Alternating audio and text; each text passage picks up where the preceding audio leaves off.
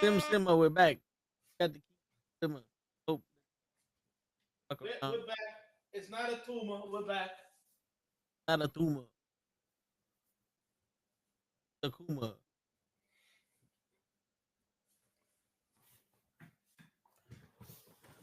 All right, we're I live definitely on. got. I got to do some stuff because this cam is just looks mad grainy.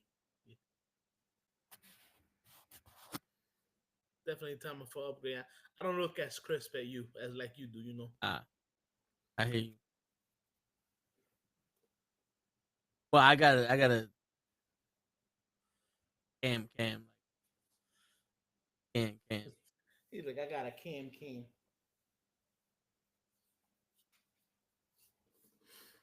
I just use my good old laptop. I hear that. But I you know hopefully after the winter time I can do a little change up of the setup over here. Get all nice and fancy and shit. You know what I'm saying?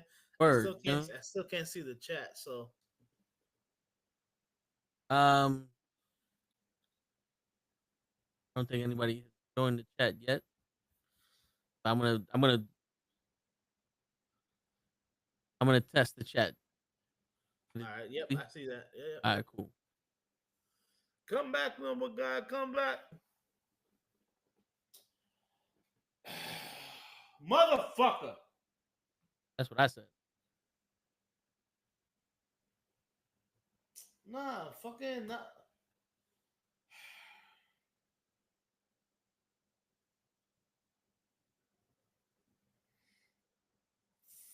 Mother.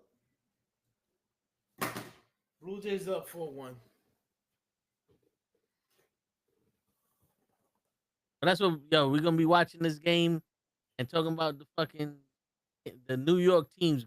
Liberty didn't make it. The fucking the Jets lost. The Giants lost. Everybody lost.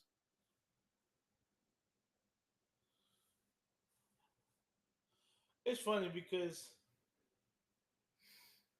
I was at the bar with Lay on Sunday, and I go, and right before the game, I go, I can see my Giants losing to the Saints. I hear you. All right, there you go. All right, Joseph's here. Normal guys here. What's going on, everybody?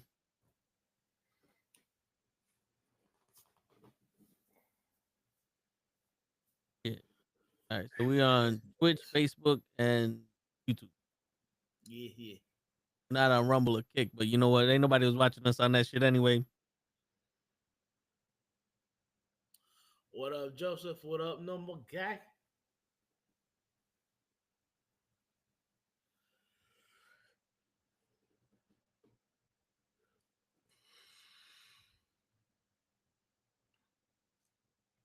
Text. So I know we're in the middle of the Yankee, Blue Jay game or whatever, but I actually want to start this off with the WNBA. With the WNBA. Yeah. Those mother. Did you hear what the commissioner of the WNBA said? No. She basically said that players like Clayton and Clark, Reese, um, Joseph Snow Bunny from fucking in LA over there, that they should be grateful that they are in the WNBA, because one of the girls asked him, was like, "Yo, they don't make much as money as a rookie, whatever." And she was like, "Oh, Caitlin Clark makes 16 million away from the court, and she should be lucky that she's even in the WNBA." And I'm just like, Ooh, okay. I'm like, bitch, do you know that she basically has saved the WNBA the last 2 years? He said, "You count your fucking blessing that you're in this motherfucker. Otherwise, I will fuck you up." That's what I Right. heard. In the league with that, they still haven't yet. They have yet to turn the profit. Sounds right to me. In the league where Caitlin Clark's jersey outsells everybody else's. Yep.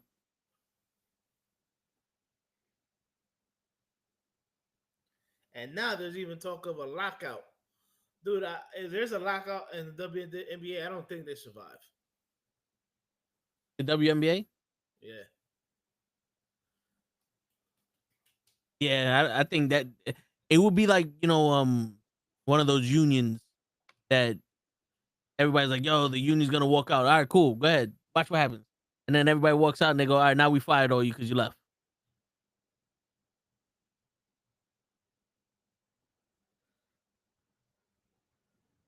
Bro, just think about that. Baseball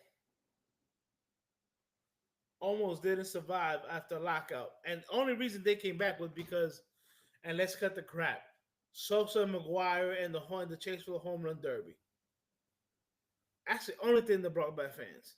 Yeah, Like, motherfuckers, you guys barely have fans now yeah, that's true. that watch your product. Yeah, if it isn't for the fucking Yankees, you're not really getting much when it comes to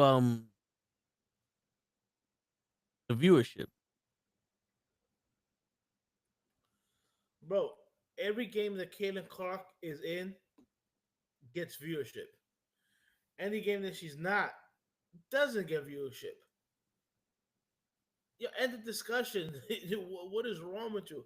And even though she hasn't won an MVP, which the girl that won it last year won it again this year, and she's the first person to ever win 4 MVPs.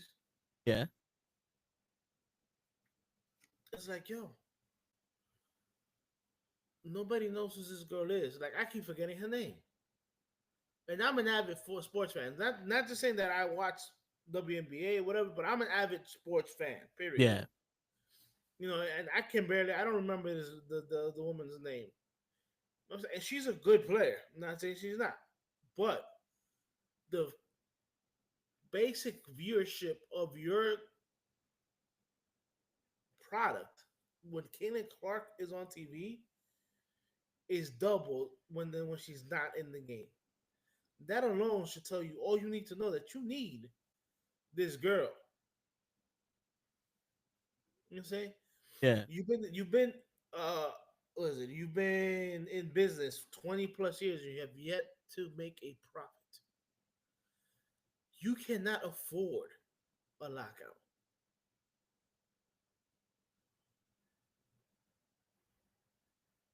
yeah.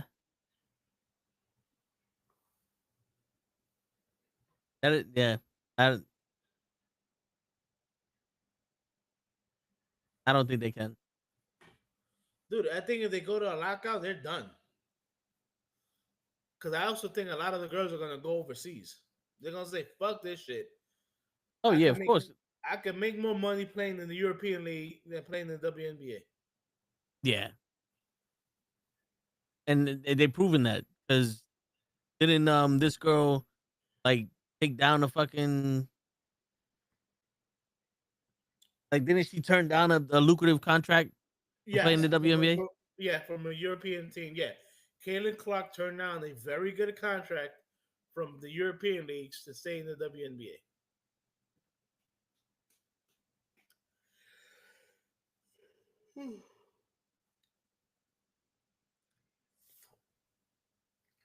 Okay, you talk about shooting yourself in the foot.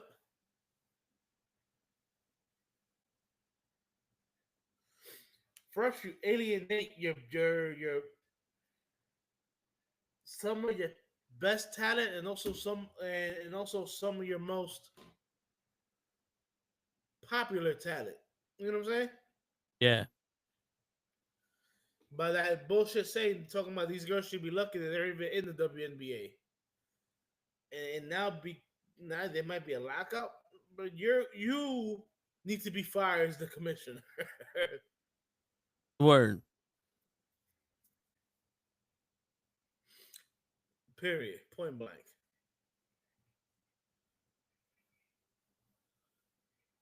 Let's see.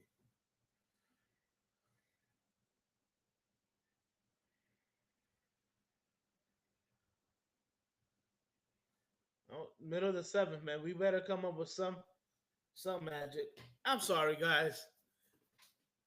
Anybody who's been to the old Yankee Stadium and who's ever been to the new Yankee Stadium, it's not the same. It's not. It feels like the new Yankee Stadium is incomplete. What's going on, Janelle? It doesn't have that magic, bro. Yeah, it doesn't. Bro, old Yankee Stadium had that certain magic to it. Had that charm. Bro, it had that. Yeah, we still in this. The new stadium, it don't have it, bro, at all. Yeah. It's like they forgot to bring the ghost of Babe Ruth, Lou Gehrig, Joe DiMaggio, Mickey Mantle. It's like they left those ghosts in the old stadium. They didn't even bring them over. Word. Bro, that's what it feels like. There's no magic in that place. You know what I'm saying? Like I Yeah. go into I go into New Yankee Stadium now, and I'm like, I just don't feel the goosebumps like I used to do going to old Yankee Stadium. I used to go to old Yankee Stadium and go, yeah, something special's in the air. Now it's just like, eh. Yeah. I hear you.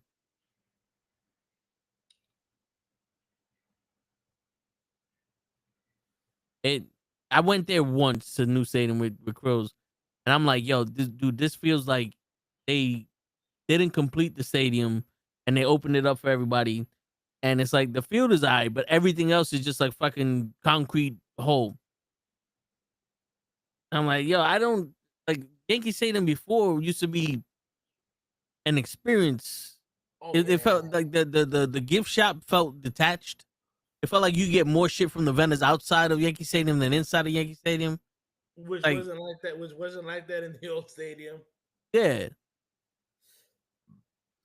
I'm gonna be truthful. The only time I was there and I felt something in that stadium was the very first game after George Steinbrenner passed away. I had tickets and I took my nephew, and that's the only time I felt like the ghost of old Yankee Stadium. But ever since then, I've been there a plethora of times, and I don't feel that magic, bro. I just don't. I hear you. And it sucks because growing up, you couldn't. All you had to do was like, yo, Jay, you want to go to see? Yes. Before you even finish saying you want to go see the Yankees, I go. Now it's like, I don't even. Do I really want to go? Yeah, It, yeah,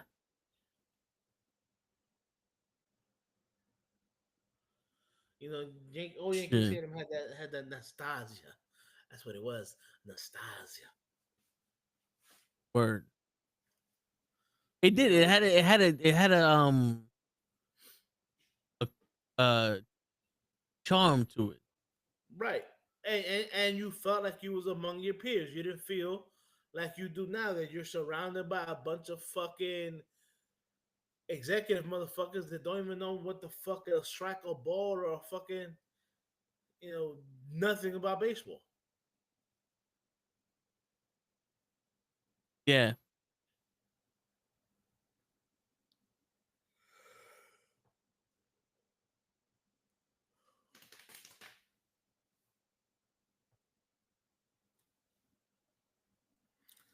Well, I hope this team does something.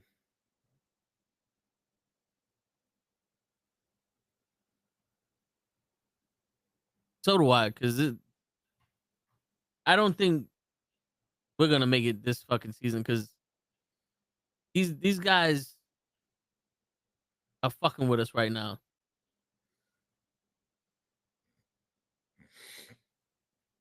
Yeah, that's what it seems like. That's what it It seems like. it seems like they're fucking with us.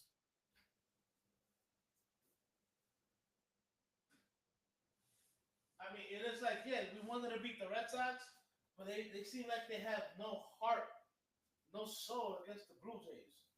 Yeah.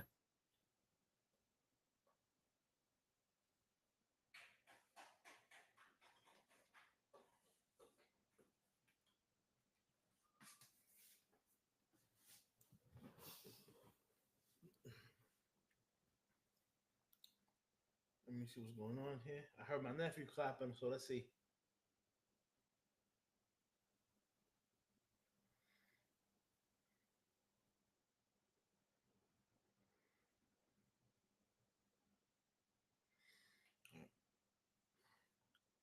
So let's get to the meat and potatoes. Well, not yet. Not yet. I didn't watch the fights last Saturday. Did you? No, no, I didn't. Yeah, no. Somebody told me that there was a UFC event. I said, really, there is? Like, what happened to the promotion?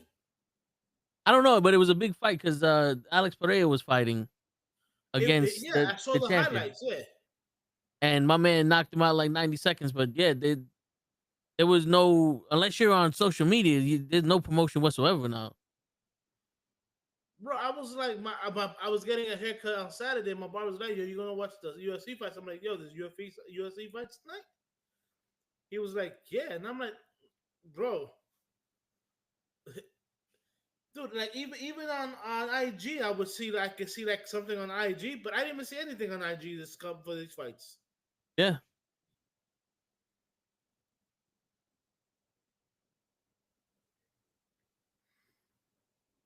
So like, what? We're not gonna promote fights no more. I guess not because God for fucking bid you do something to grab our attention because without the commercials anymore, like when you used to be able to see everything on commercials, Right. on cable and shit. But without the commercials no more, it's like they're doing less advertisement. And dude, all I fucking see in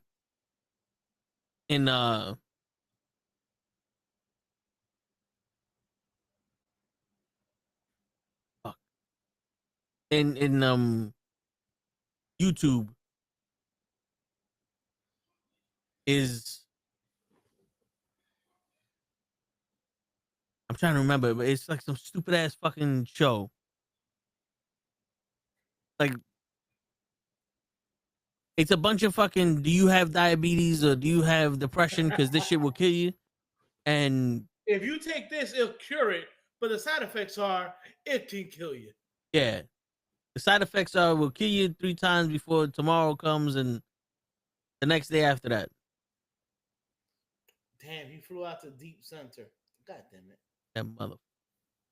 But yeah, but dude, like even like let's say I would say like maybe 6 months ago, yo, my IG would be flooded. Like anytime I went on IG, I would see the, UFC, UFC, UFC. Like I didn't see any of that.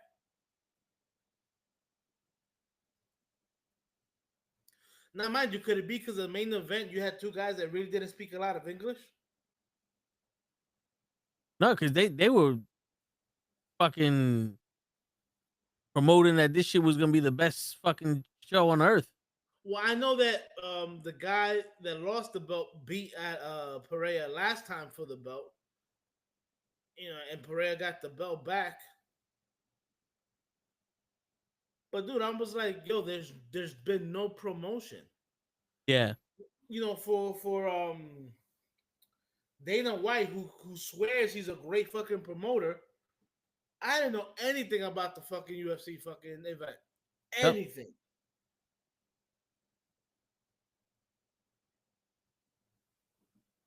I knew I knew about more than yo, bro.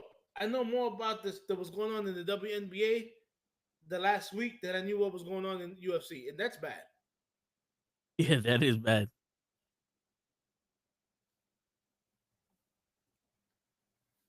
You know, your man Dana White, you look like you're slacking on your Mackin because, or do they think that now that they have this ESPN deal that they don't have to go that extra step?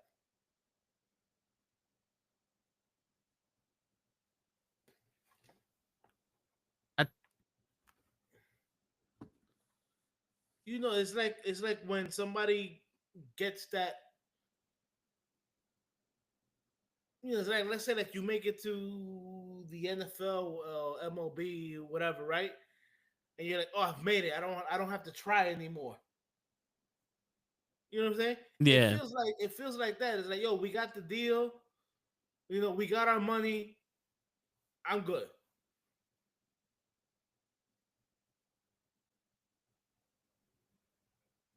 Yeah.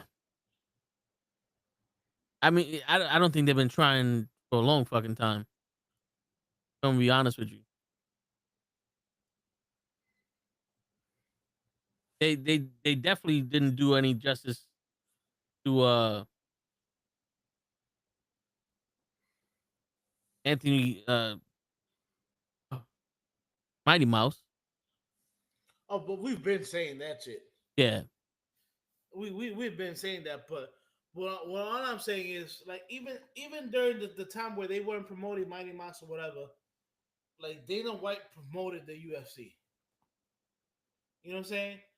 It's like ever since that he sold the UFC to whoever he sold it to, he's like, yo, I got my money. I don't need to worry about anything. You guys do you. Yeah. And like the people who he sold it to are not doing anything with it.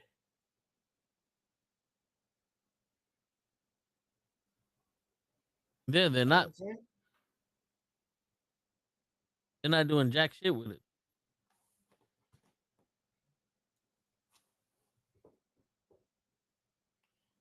And to me, that's sad. It's the UFC. If if anything, this country loves seeing its people fight. Yeah. Yeah, that's for damn sure. That's for Alrighty, damn sure. man. On first and second with Grisham up, I hope Grisham hits a fucking home run, tie this game up. But yeah, dude, it's crazy.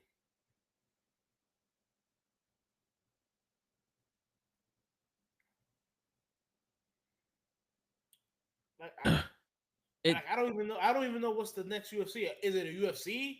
Is it a fight night? Like what is it? Like nobody's talking anymore about UFC. Yeah, the only thing they talk about is this fucking UFC that's happening that they're saying is happening in the White Yeah, House. yeah, fuck that shit. And that shit to me sounds that's what like fucking 12 years away. American fighters versus foreign fighters. What?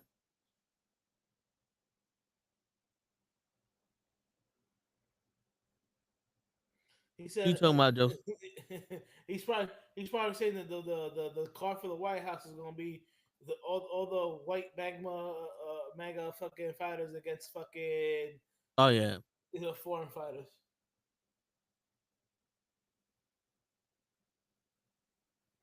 God I damn mean, it. I wouldn't be surprised. I know Conor McGregor fucking popped the steroids and he's gonna be on suspension until September or some shit. Man, come on now. Ooh. Is anybody surprised he popped for steroids? I'm not. I'm like, that's like you telling me, oh, John Jones popped for fucking cocaine again. Really, you don't say. Right? Really? I didn't see that one coming. Right? Shit. That's fucking horrible. Word. Dude, I'm gonna tell you the truth. UFC has gone down to me.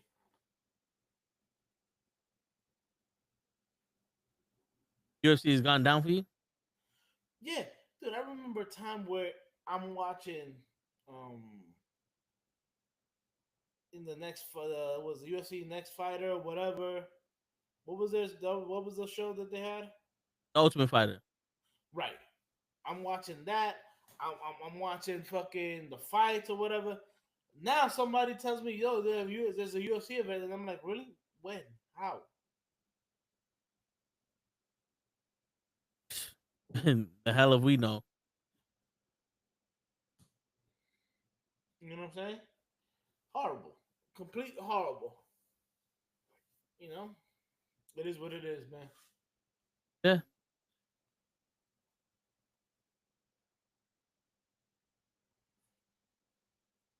Charles Oliveira fights next. Fight night is next. The Charles Oliveira fight night is next. All right, but when is Hold on. it? When's the next fight? Is it this weekend? Usually it's every fucking weekend. These people. Let's see the events. Right. But let me guess. If you don't have the ESPN app, you can't watch it. This one is the fight night is October 11th. So yep, it's this Saturday. Right. It's on. So the main card is on ESPN Plus. So you need ESPN Plus to watch it. It's not even on ESPN.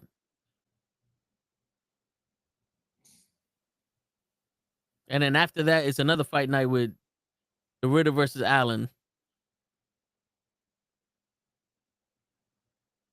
And then Aspinall versus uh Cyril Kang. Which is funny how this guy's the number one contender and John Jones beat him in like 15 seconds. That was the last time I saw him fight. So how is he the number one contender? Oh, he beat some regular noob. So he beat he beat two fighters. And John Jones is on suspension because of cocaine again. Yeah. He beat the seventh heavyweight. No, John Jones retired. Right.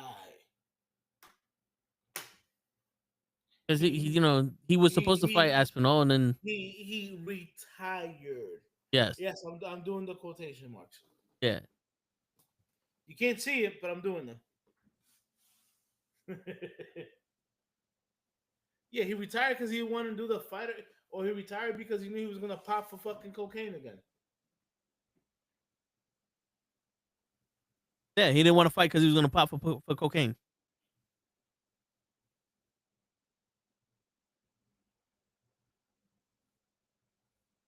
There's so many people. I have no idea who the fuck these people are. And I used to know like 90% of these people. Dude, I remember when I first got on, like, you would tell me names of fighters and shit like that. I'd be like, yo, I remember when we used to do the predictions for the cards and shit like that. Yeah. Now we're taking wild guesses.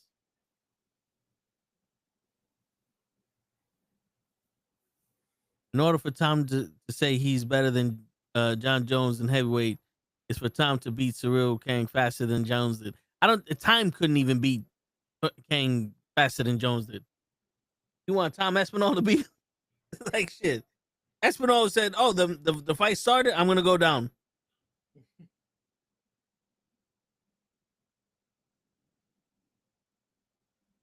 He's like, "I'm gonna go down. I'm not even gonna fight him."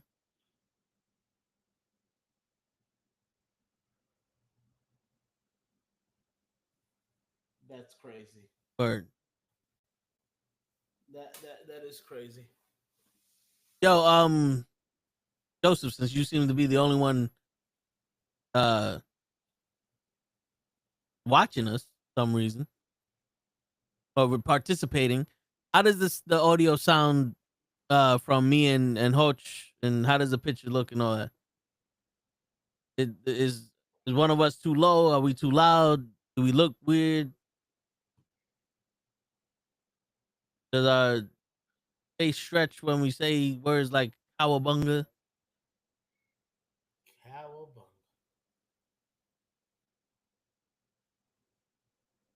Yo, you know what's funny? I was writing tests in Facebook, and I think I put twat instead of.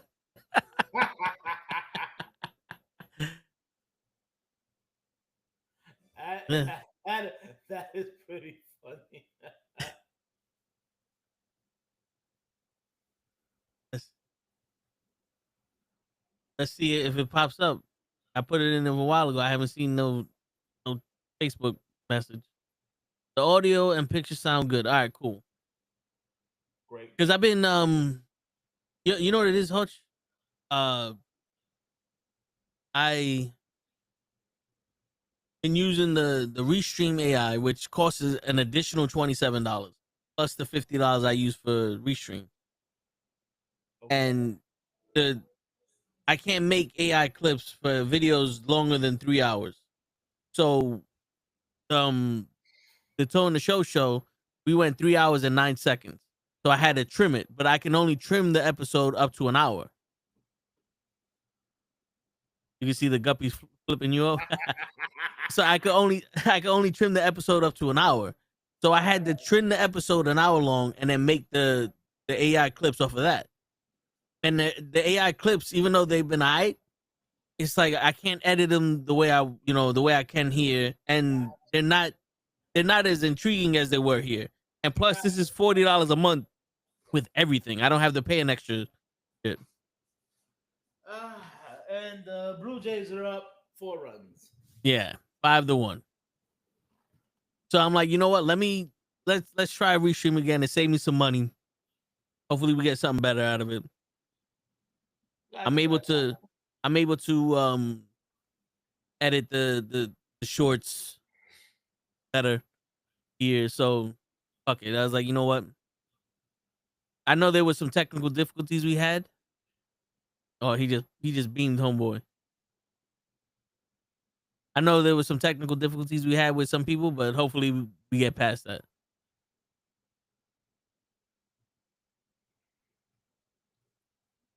Cool. We Coach, are having some coach was like, technical. I don't give a fuck. Where is my money? Oh, I'm trying to see if I can catch the replay of him beating the guy. See the applause?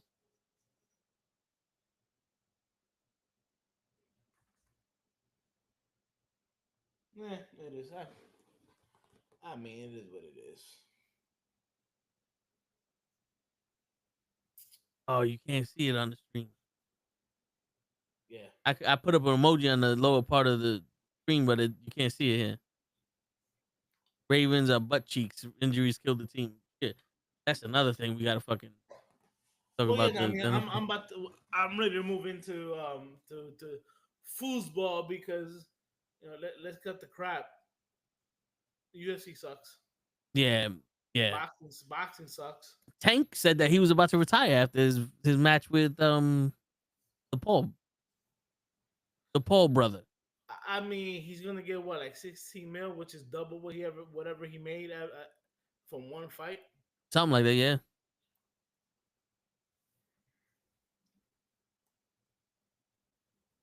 So, Shit. so yeah, I don't blame him for wanting to retire after he can make 16 mil after one fight. Meanwhile, for fucking 10 years, he can only make like fucking 10 mil. Yeah. I I hear you.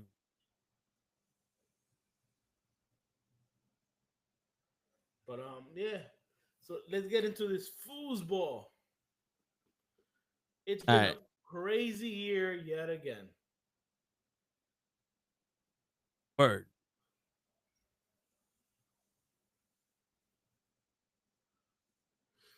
You know, And yo, before we get into the schedule and who won and who lost and all that other shit, yeah.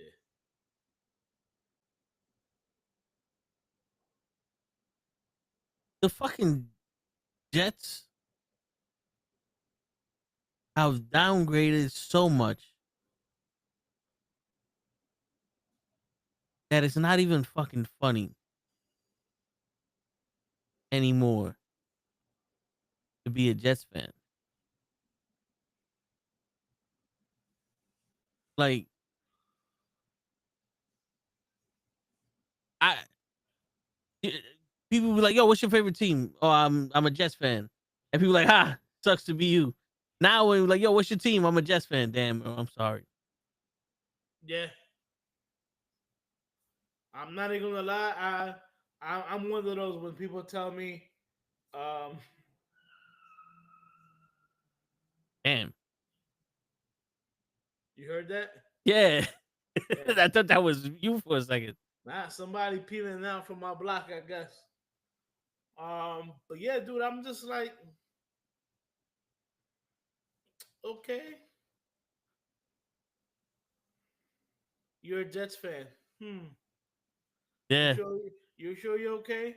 Like, do I need to watch out for any sudden movements you might make?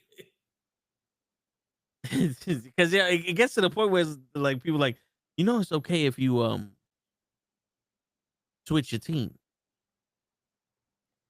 Like you don't have One of to. one of my um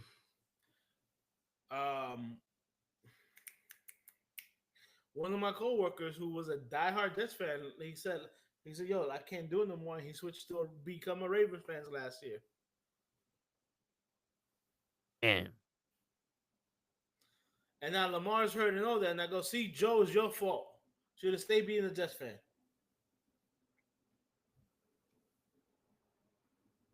word. But yeah, no, I know a lot of I know I've been around long enough that I still have people who are like, "No, I'm a Jets fan, and I'm a be a Jets fan for all my life. I'm a die Jets fan, no matter how good or how bad they are." And then there's ones that are like, "Yo, Jose, I can't do it no more, bro. My heart. Oh, my body weary. I Oh, can't. word. I just can't do it no more." And I'm like, "Yo, I feel you." Like I tell people, as bad as the Giants have been the last couple of years, At least you've seen victory. I've seen 5 Super Bowls and 4 victories in those Super Bowls. Yeah. I also saw the mollywop that the Ravens gave us in 2000. But I mean that defense had Ed Reed, Ray Lewis, Terrell Suggs. Word. That was like one of that's an all time two defense. Forget all time five. That's an all time two defense. you know. And everybody's like, "Oh, but they had Trent Dilfer, being the quarterback." I'm like, "Yeah, but they had this small guy. I don't know if you remember him, called Jamal Lewis, the fuck a human wrecking ball Shit. as Was the running back." So yeah, when was this? This was in the 2000, 90s, in the 2000s. Okay. 2000. It was a Super Bowl before Kerry Collins was my quarterback. John Fox was my head coach. John Fox was my defensive coordinator. Sean Payton was my offensive coordinator. Tiki Barber was my starting running back. I had Ike Elliott, Amani Tuma. On defense, I had Jason Sehorn, which was the last white cornerback in the league for many, many years. I had Michael Strahan was on the team. Jesse Armstead was on the team. I had some decent guys, but they ran into the fucking 2000 Ravens.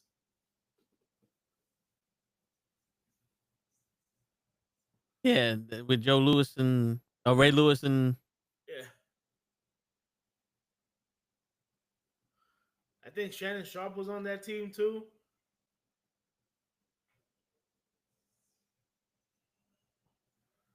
Yeah, that team was that. Besides quarterback, that team was stacked.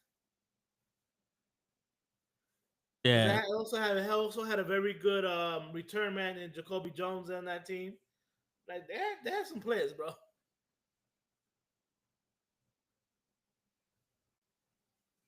shit.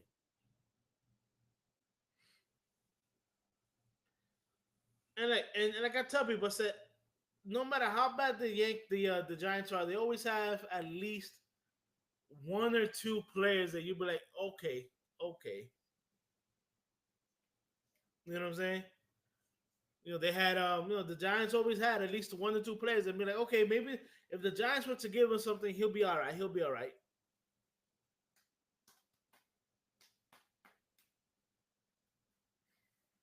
But yeah, man, the Jets, bro. Oof. Sorry, man.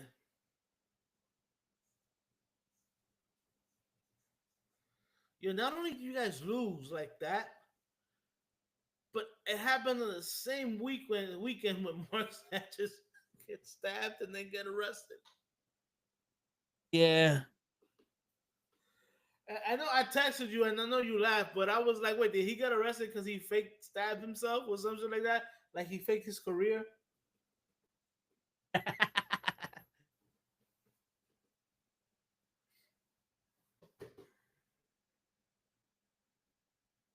Shit, probably that motherfucker. He probably stabbed somebody because they call him a butt fumble. He was the one that got stabbed. That's what I'm saying. Yeah, but motherfucking bitch.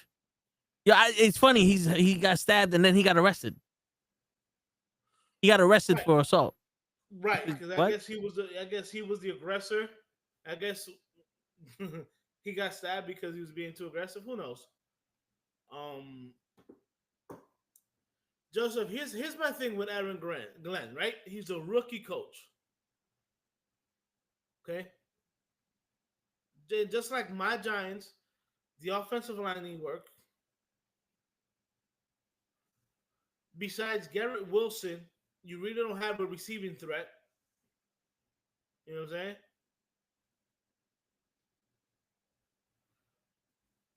And that's it. You got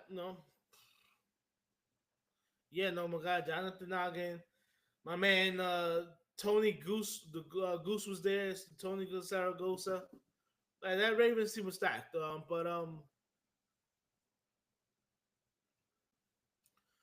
yeah, dude, I'm not a big fan of hiring a guy that's never been a head coach and only giving him 1 year. You talking about what team? The Jets, Aaron Glenn. He only got 1 year. I thought he had 3 years. Nah, no, no, no, no. He was a defensive coordinator at um, with Detroit, but he's never been the head coach. Oh, you mean the head coach that only had 1 year as a coach? Right, like this is his rookie year. Like I don't like to fire a coach after his rookie year. It's like he was a rookie. You know this is the first time he's doing it. You got to give him some time, you know, to see if he has some sort of plan. Oh yeah, he has a 5 year contract with the Jets. That don't mean anything. And when you're a head coach, you can get fired anytime. Okay, so that's what you're talking. You're talking about only giving him 1 year to coach. Right. Okay, I thought you meant like signing him for 1 year. No, no, I mean like you only give him that 1 year, and you're like, yeah, if he doesn't do anything, he's out. I'm like, how can you do that? You, Bro, but the decisions he's making, the way that the team feels defeated, the way that the fans are defeated, we were in a better situation with worse. My man talked all this game and none of it is translating onto the field. Like I know they're talking about a lot of like the practice and the inside morale is up, but in the game, we're looking like a bunch of fucking rookies. you're going up against even better talent. That's the bottom line. That's what that is. But we had at one point a Super Bowl potential team. We have a fucking good defense and a awesome running back and wide receiver. And now we have a quarterback that can at least move. And the offensive line can't hold the shit. The defense can't keep them from scoring. And every time we do Because the score, it's like defense at is the end of the game and it doesn't mean defense nothing. is on the field too often. It's again the defense is on the field way too often.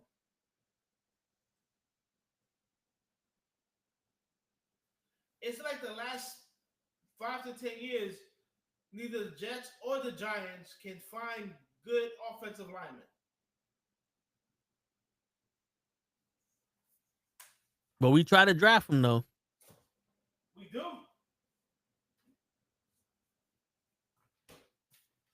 We do. I mean, look, truthfully, I know my Giants are 1-4. They should be 3-2.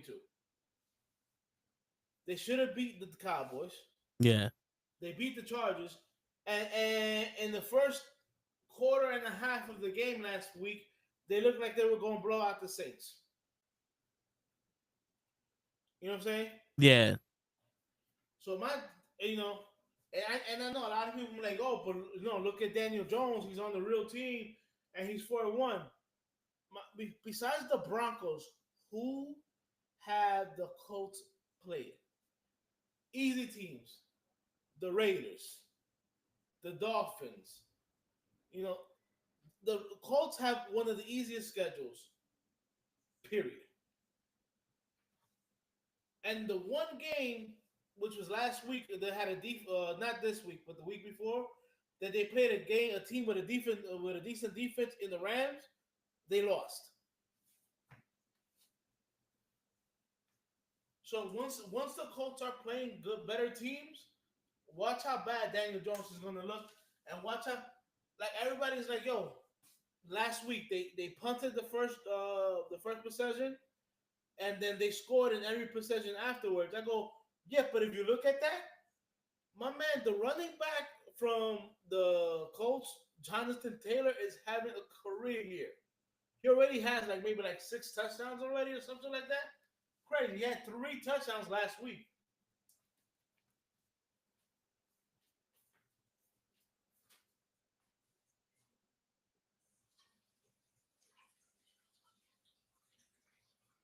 Shit.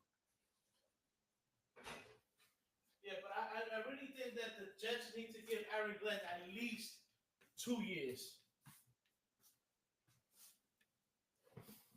At least.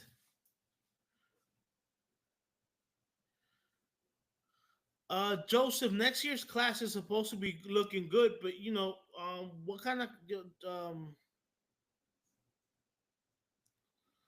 so what contract did they sign Justin Justin Fields. Fields to? Yeah. Uh,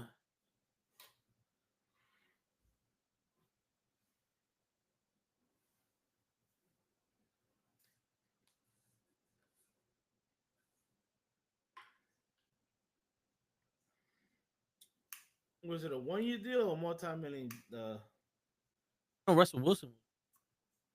Oh, No, they no, Justin signed him to Fields. 2 year. They signed them to a 2 year deal. Yeah, 2 year Okay. contract worth $40 million. All right. So yeah, I guarantee you they draft a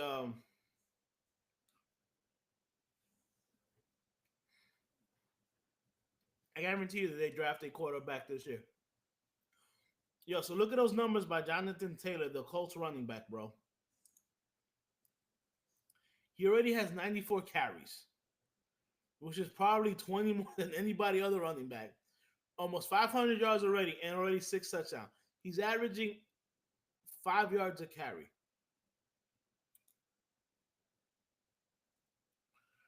So don't tell me that that offense is being carried by Daniel Jones. No, it's being carried by that man.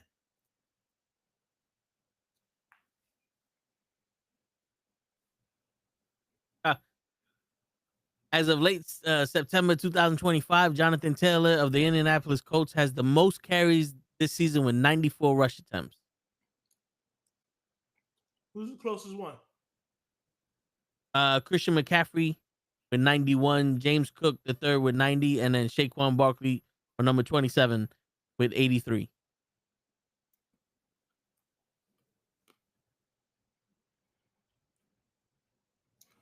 Yeah, But they he went. has the most yards. Yeah, yeah.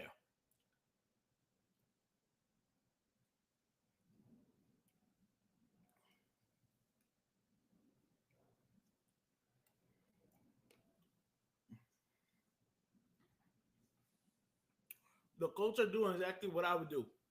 Give the ball to Taylor as much as you can, and limit the amount of times that your man Daniel Jones has to throw the ball.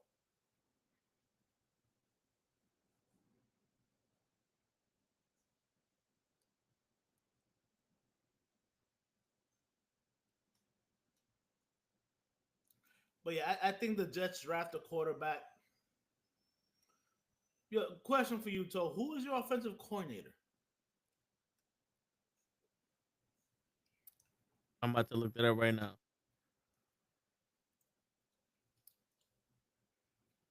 I got it. Yo, I Because I'm spent not. mad money on this keyboard. And motherfucker. All right, Aaron Glenn has two main contracts to consider with his play. All right, as a player, he earned blah blah. Blah.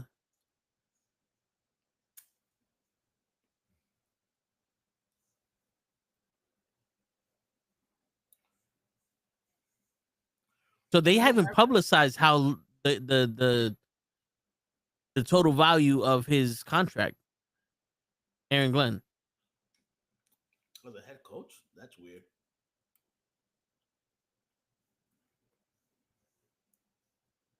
Yeah, because it says, all right, Aaron Glenn has two main contracts to consider: his player contract with the New York Jets and his current contract as the Jets head coach. As a player, he earned $41.9 million in his career, with a significant 5-year contract extension at age 25 worth $19.3 million.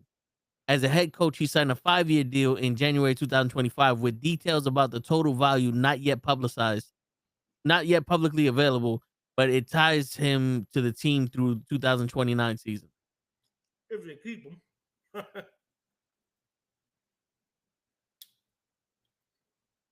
Yeah, if they so his contract has to be incentives.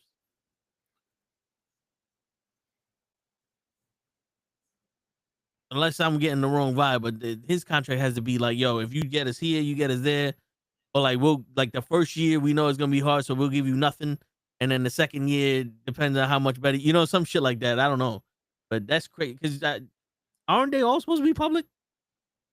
Yeah. Even John Gruden's ridiculous contract is public. 10 years, 100 million. Shit.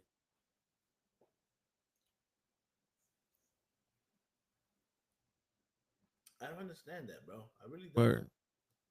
Bottom of the eighth, 2 outs, 5-1. Yankees up to play. Like, how is that not being publicized yet? I don't know. That's weird. That's a little suspect. Y'all saw the interaction with the Cardinals head coach and one of the players. The Cardinals fined the head coach 100,000. No, did you hear about that? I heard about that. What happened with that? Was it a Cardinals coach and the Cardinals player, or I thought it was a Cardinals coach and another coach, and not a player. hmm. Let me YouTube that real quick.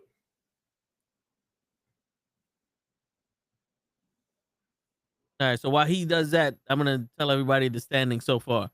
Show is still in the lead with 47 picks.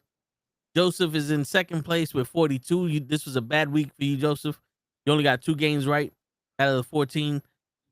Hutch is in third place with 40. I'm in fourth place with 37. And Damien is Grills is going on. Oh shit, I forgot to fucking send you the goddamn invite. My bad. So yeah, My bad, Grills. yeah, I'm the about to head send it coach, to you now. the head coach punched one of his players. That's the fucking type of coach I need. All right, so they just walked. They just walked homeboy on the Yankees. Yo, Grills, check your the tying run is coming up on the bat. Check your email. I sent you the link. All right, so Damien is 1 game behind me with 36. Okay. The normal guy, you have 10, but you haven't been a part of the. Consistently. Yeah. Oh, nice. The Yankees hit it straight to somebody's glove and ruined any chance of getting back in this game. There you go. That's why we pay them fucking big bucks. Yeah, dude. He punched. He punched a player because the player had a costly mistake. Wow. You know something? I ain't even That's mad some at him. old school Bill Belichick, Bill Parcells shit. Yeah, I ain't even mad at him. And by this time, with the way motherfuckers,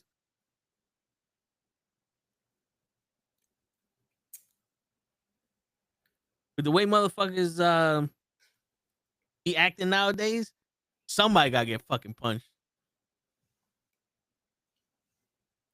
Hey, my man said, you fumble the football one more time, I'll punch you in the face. Oh yeah? Oh yeah? What? You ain't gonna do some oh. You thought I was a bitch. You thought I was playing.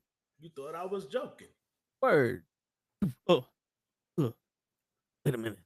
That was this hey, this please. motherfucker really hit me. Yeah, hey, please. It ain't even that serious. Help me, please. That's wild. I ain't never seen that shit. Word. I've seen the players punch each other on the same team and shit like that. But I never seen a head coach punch a player before.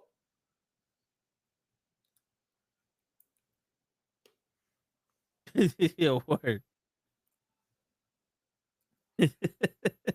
Yo, what up, Krills?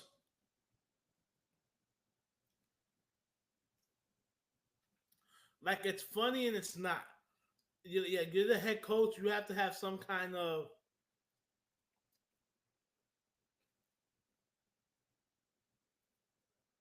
Control. yes. You're supposed to be like a parent out there for these motherfuckers. My man Show said, I'm definitely gonna be on today. He's gonna be talking about these Yankees. And then Yeah. yeah. Yeah. I laughed that we both said yeah. All right, but yo, you want look? I don't know how all of a sudden I got hair in my damn mouth. Since it's early and we have a lot of the players here, let's do The the picks? picks now. All Yeah. right. So last week, I was the only one right with the 49ers. Y'all doubted me, and I won. And yo, but Listen, there were a lot of games where no one won. yeah, And then there was a lot of 49ers that were out hurt that game. They should have lost that game. yeah, but fuck the Rams. Hey, listen, And- I'm not a Rams fan, but the Rams should have won that game. I hear you, I mean, all the 49ers had was Christian McCaffrey. bro. They're playing a backup tight end. They're playing a backup running back. All the wide receivers are backups. You know? Yeah. And bro, I'm fucking.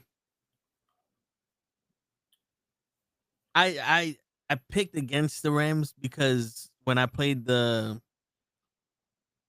fantasy football, I had one of their receivers, and I shit you not, they threw the ball to him twice the whole season. He was supposed to be the number one receiver on their team. And I'm like, nah, you doing this shit for real. Like you doing this shit for me.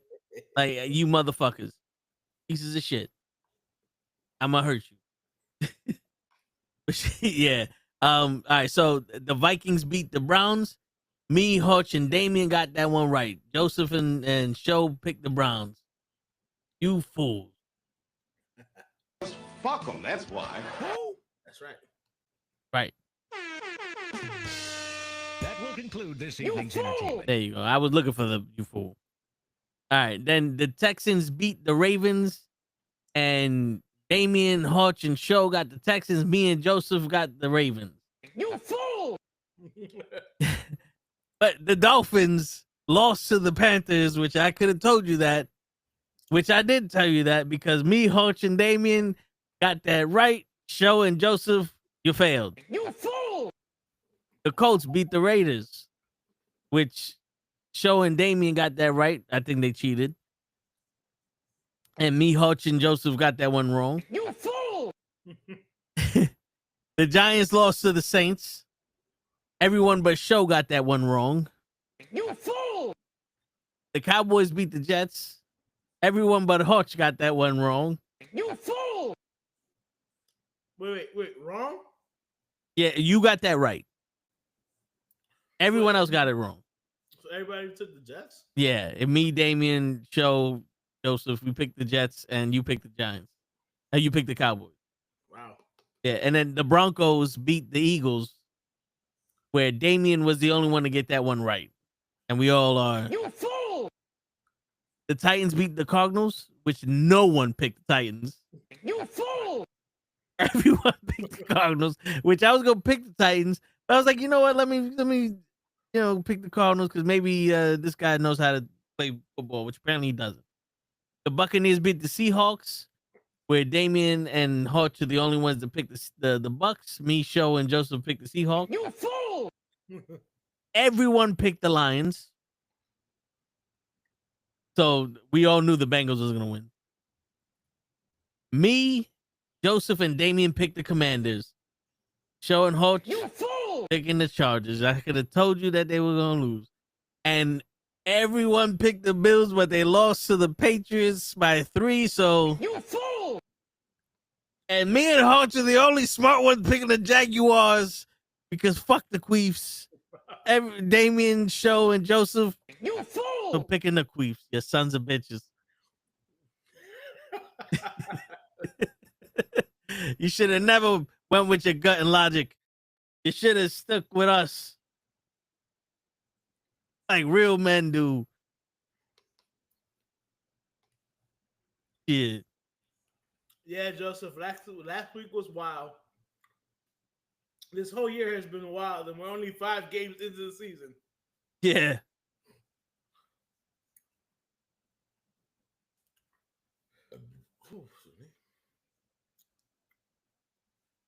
All right, so I'm setting up next week's games. But right now, if y'all want to make your picks, the first game of the week is the Eagles versus the Giants.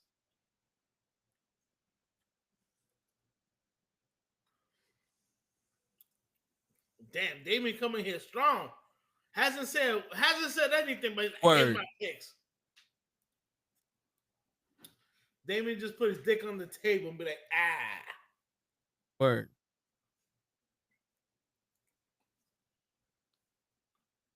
I want to pick the Giants, but I think the Eagles are gonna win. Okay, I'm gonna take the Giants. You're gonna take the Giants.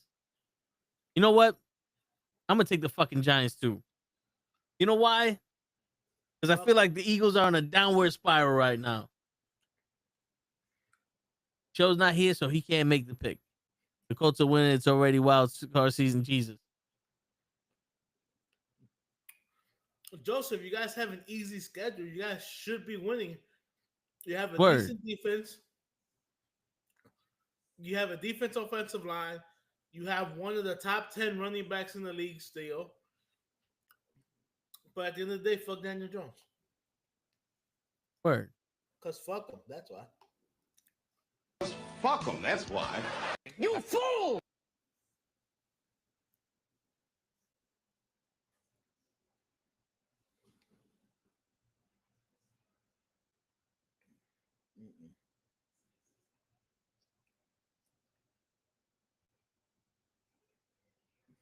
Fucking Yankees need a rally and a half. Had one last inning, but these motherfuckers. We're down to our last 3 outs.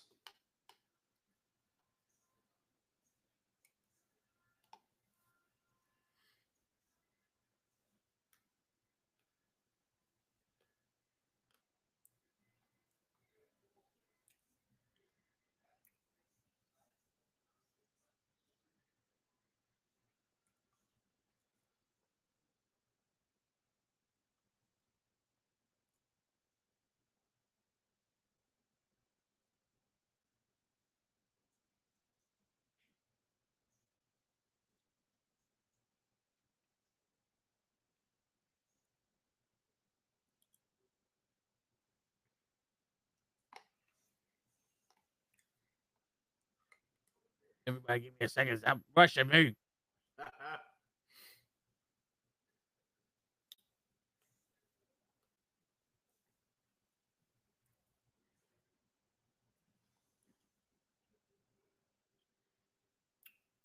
Joseph, here's the thing with the Colts winning.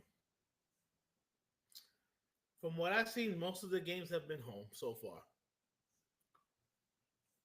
Wait till they go on the road, and just wait till they actually start playing some teams that can actually play a little bit of defense. Miami's defense looked horrible. Has looked horrible all year. Anytime you think the Raiders are going to turn that corner, they look horrible. Word.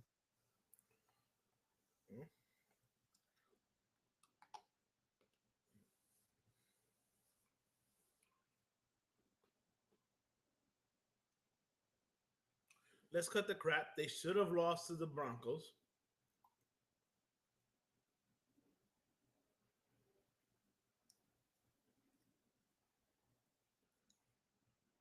Should have lost to the Jets. Mm-hmm.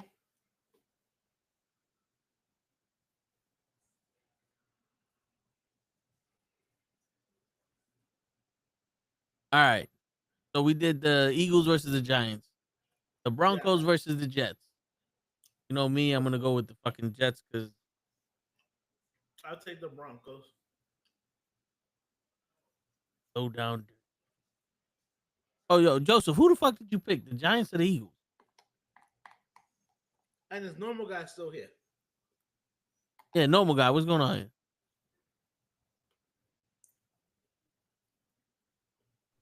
Oh, now Show wants to fucking show up.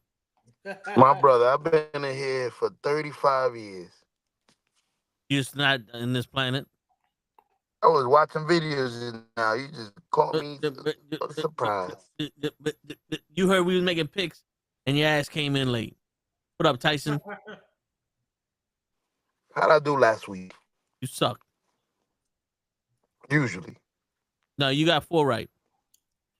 Joseph Okay, took the that time. sucks. There was about No. 18 games. Yeah, no, there was only 13 games, 14 games, but Joseph only got 2 right.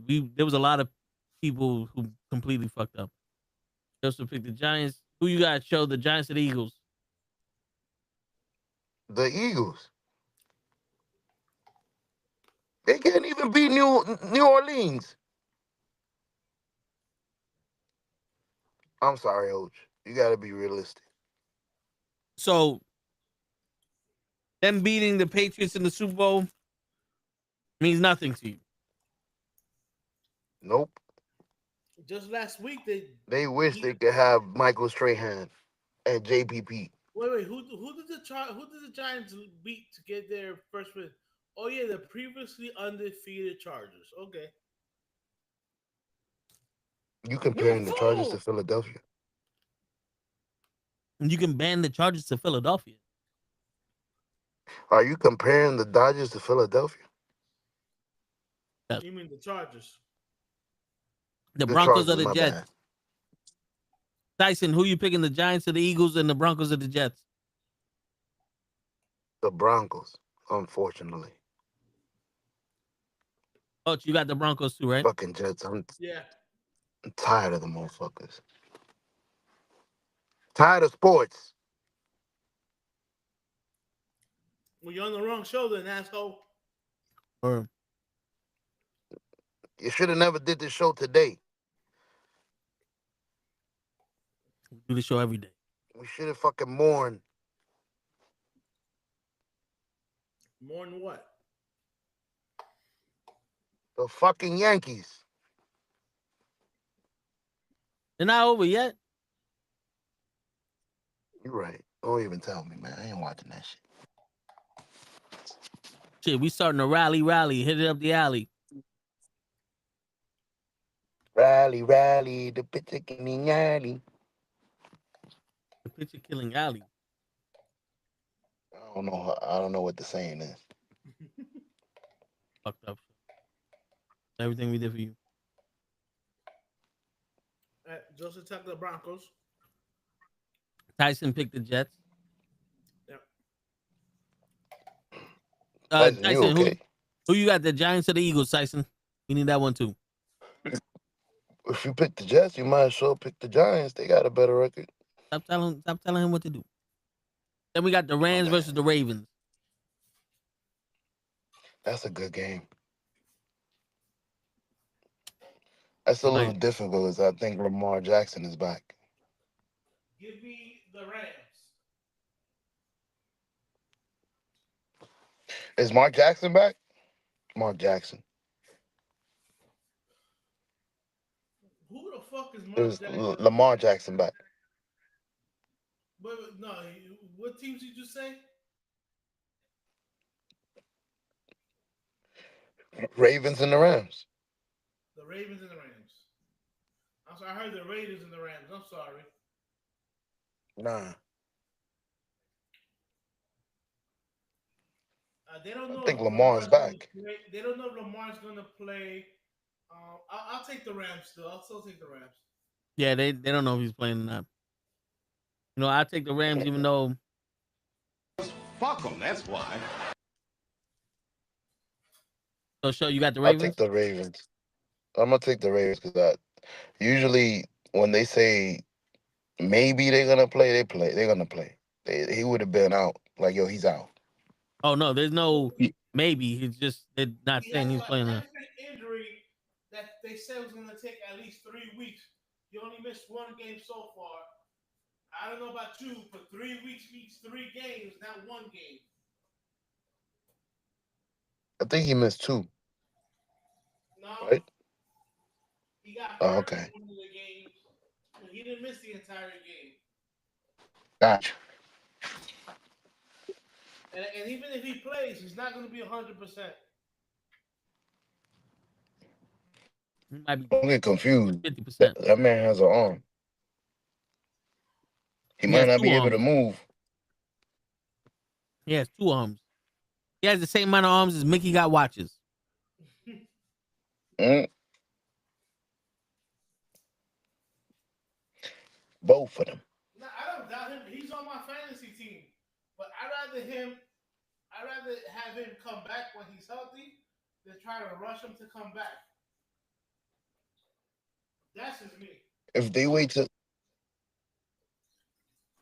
the problem I'm seeing, if they try to wait for him to get healthy, they might not have nothing for him to come back to. Because Cooper Rush sucks. They might have to fucking give up till next year. How? They gonna if he Pittsburgh. waits, they gonna be 0-3. What are you talking about? He's missing 3 games. You said they not winning none of those. Okay, and the division they're in they can easily still win that division. Cincinnati See, is not playing good. They just traded for a 40-year-old quarterback in Joe Flacco. mm-hmm. The Browns is not going anywhere, and the other team they got to worry about is the Steelers. So that division they can easily win that division if they go even if they lose the next 3 games and then they have Lamar come back and they run the table, they can win that division easily. All right, so give me the Rams. These niggas is not gonna put Lamar in there unless they in danger of losing the season. I wouldn't put him there. But then again, he could fucking bitch. I wouldn't risk bringing Lamar into a game if he's not 100%. Word. Yo, Damien. The Yankees scored. It was Eh, 5-2 with 2 outs. Nice. Damien, you forgot the 49ers versus the Bucks game. Where are they That's playing? another Well, that one's in further Tampa down the Bay. list. I'm going down Damien's picks right now. Okay.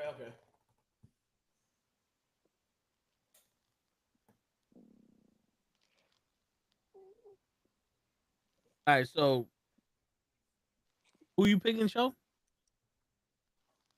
The Rams. All right, so nobody's going with the Ravens this season. The coach talked me out of it.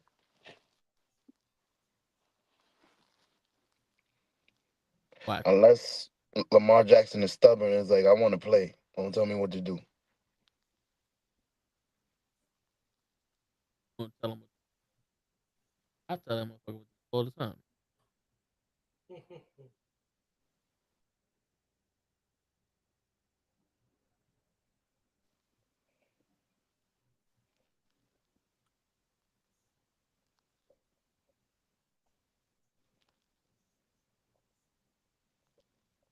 All right, the next game is the Cowboys versus the Panthers. Me the Give me the Cowboys. Panthers.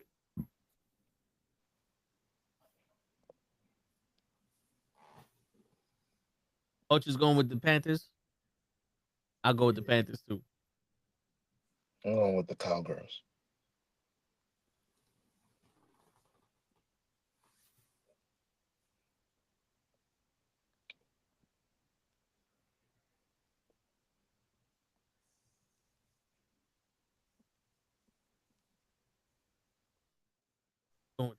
Funny thing is, I feel like Dallas is a way better team than how they play. But go ahead. I'm just pulling up. It's quiet time. All right. Yeah, I was just finishing up. Who you got? Everybody was kung fu fighting. With their fists as fast as lightning. Biggity week, Mark Sanchez got stabbed in a nightclub. You fool! And then got arrested for violence. You fool! Did you see the picture? No. You saw the picture of the guy? I was defending Mark Sanchez, like, yo, oh shit, he got stabbed, poor guy. And then I see the picture of the guy he was beating on. Yo, he mauled the guy. The Did he? guy was broken. Hell yeah! If the guy didn't stab him, he would have killed him. Damn. He mauled him. Nigga looked like he was in a coma. Shit. If you could look it up, bro, you gotta post And that the shit. Yankees have Well, lost. I don't think I could show that on the tubes of Ubius. There's still a chance, Well, Hutch. It's only the final hold on, let me- score, and the Blue Jays are celebrating. Yeah, they won the Motherfucker. series. So the baseball I'ma send- season is over. Yeah. You believe that? This was the shortest postseason that we've seen. And Sanchez still left a Who I review sent too. it to? What? No, I'm trying to look for the video for you, the picture. All right. Let's look for who's gonna win between the Cardinals and the Colts. Cardinals. I'm gonna Joseph, go who you Donnie got? Dimes again. Yeah, I already got you there. Thank you. Joseph, who you got? The Cardinals or the Colts?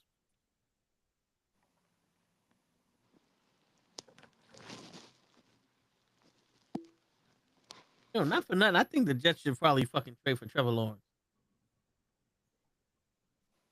Fuck it. That wouldn't be bad. If they're not gonna give you Trevor Lawrence as they playing good, they playing good this year. Yeah, but we can convince them that Justin Fields is a shiny new toy. If his father, if the son falls for it, the father got to fall for it. Hell no. Actually, gonna pick the Colts this time. Damn, Joseph. So I text you. At a time like this, you're gonna text me. All right, the Seahawks versus the Jaguars. You know, I picked the Jaguars. Where are they playing? In Jacksonville. Florida. Yeah. Where they playing? Jacksonville. Man, this looks like an old man. I know. He mauled them. And he beat up an old man. Yeah. 60. I mean, that don't count. That's what I was saying, bro. The man basically stabbed him to self-defense, like to not die. Like I'll take the Jaguars. All right, Hoach is like, I'm tired of this nigga Mark Sanchez.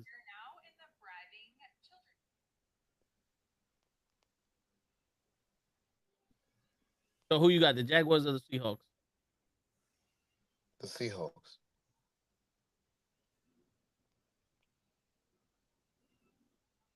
It's gonna be funny when me and Hoach tell you was wrong.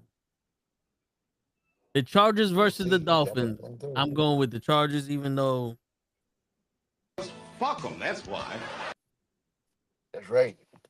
Same answer for me. What are the teams? What's the play? The Chargers and the Dolphins.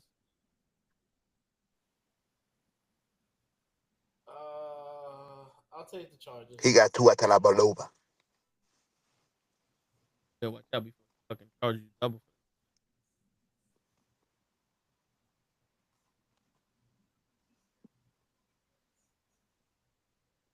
Who you got, Joseph? The Chargers or the Dolphins?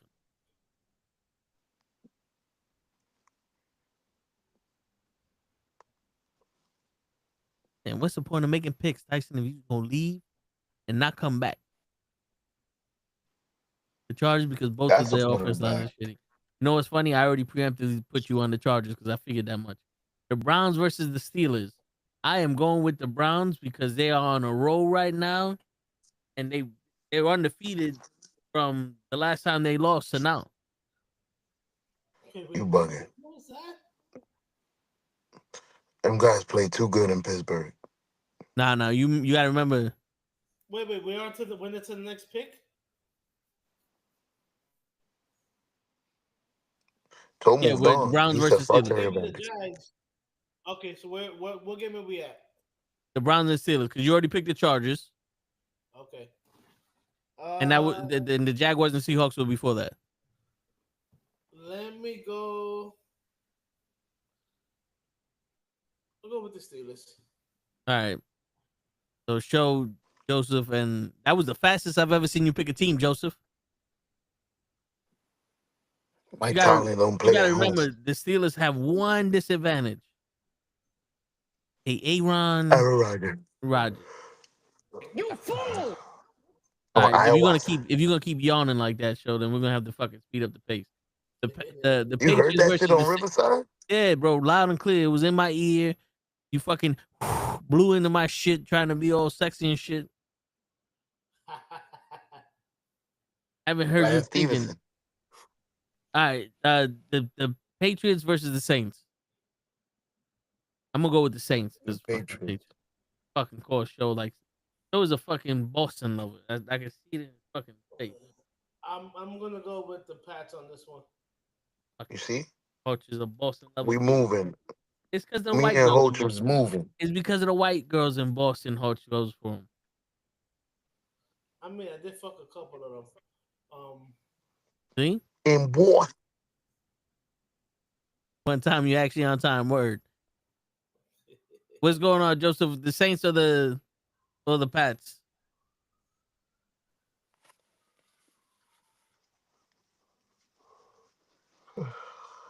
Yeah, again, you gonna fucking yawn all up in.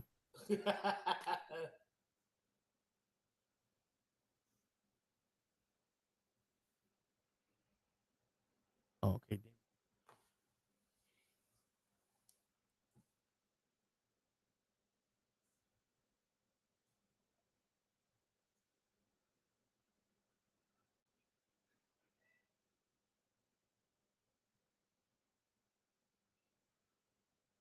Patriots for Joseph, fucking course.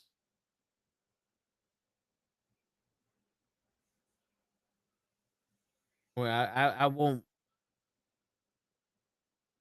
hesitate to tell you I was right.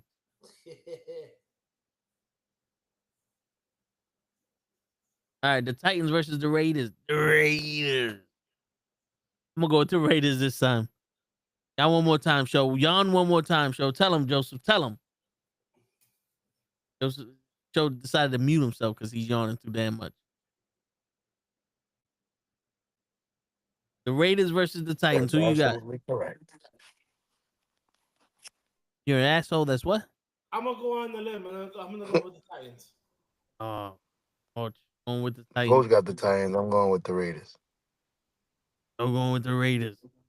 Joseph's the only one that's going for both teams. Feels they both can.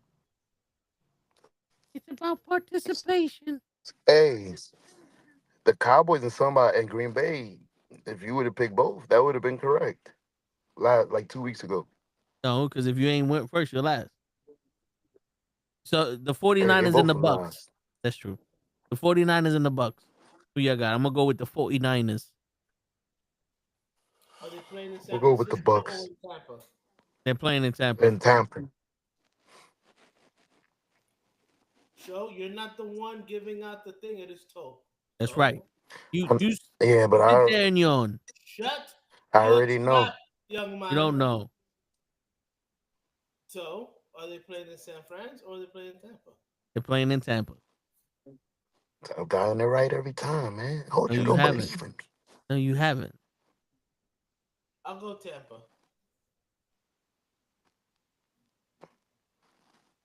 Baker Mayfield been killing it, bro.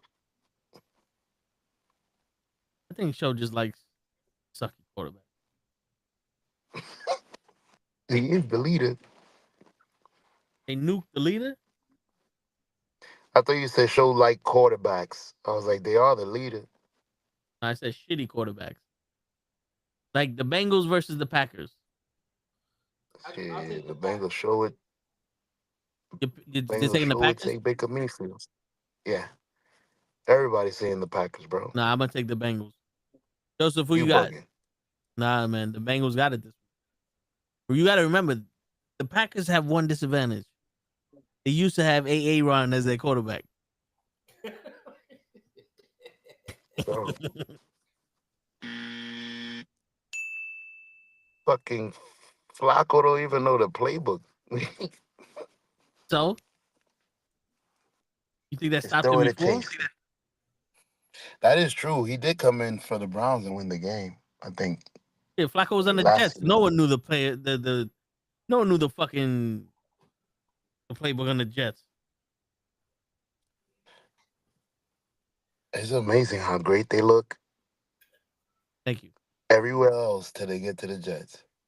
The Lions versus the Queefs. Ooh. I'm picking I'm the gonna take Lions. the Giants because the The Chiefs are Giants? What are they playing? They're playing in Kansas City. the But so Chiefs. you can't pick the Yeah. Lions. You can't pick the Giants. They're not playing. Nah, that's not what I said. What you said? I'm picking the Lions. You're picking the what? The Lions, not the Giants. No, I'm you gonna go said you with The was going. Lions, I'm not gonna the go with the Queens. Giants. I'm gonna go with the Queens. I hear you because Joe I'm just done gonna fucked it up. warn He you, called them the Hodge. Giants. I'm Who gonna you- warn you, Hodge. The Chiefs are not good when they are not the underdogs. And they're worse when they lose. Show, I'm gonna just say one thing to you. Oh shit! I know what this one thing is. Show, So I'm listening. he's listening. cállate. All right, I bet a lot of money on the Chiefs. They All right. they only win when they underdogs. The Bills Listen, versus listen. the You Falcons. can only speak to me once you get Ray that cheeseburger. Oh, I'm a mail it to him. I need to speak to Hoach, so I mailed you your burger. Burger. Go ahead, Hoach. Oh, My bad. all right. What's the next game? Or is that the Monday night? the Bills versus the Falcons. Ooh. It's They two in Monday night Atlanta. games.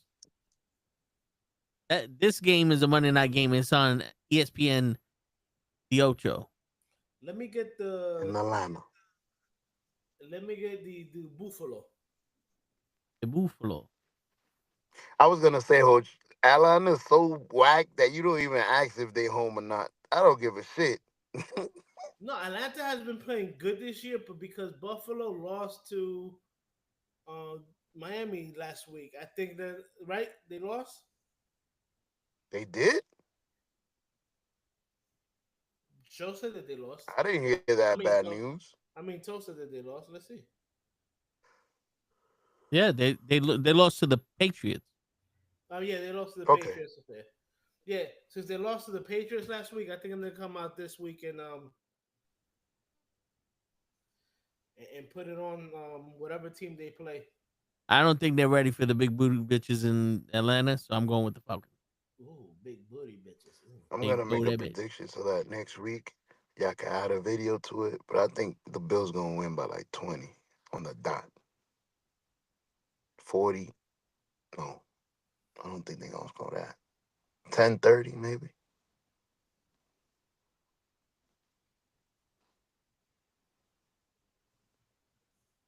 I'm just putting that prediction because I want to make that video.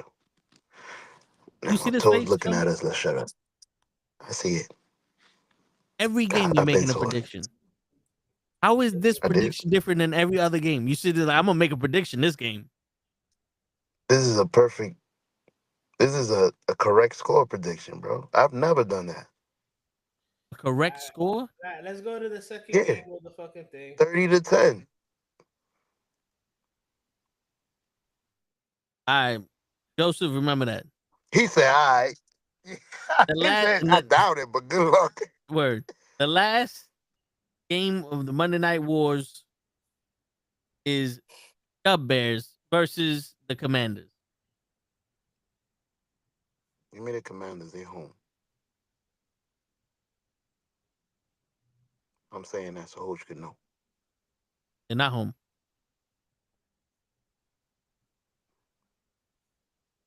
They're playing in Washington.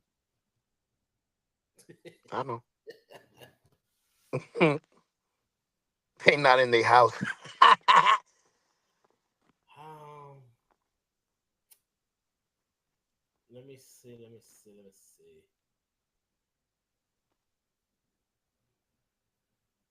Damn, the Bears been playing that while I fill up some space. The Bears been playing that good. You got to think about it.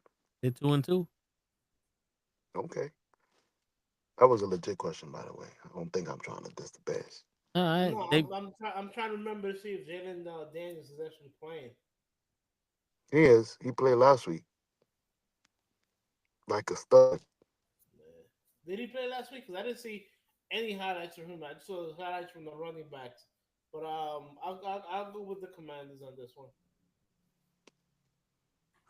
I'll check for you. Well, hold to the right side. well, that's it. What the fuck did you just say? He said he's gonna check to see I'll check the what stats Hoach. while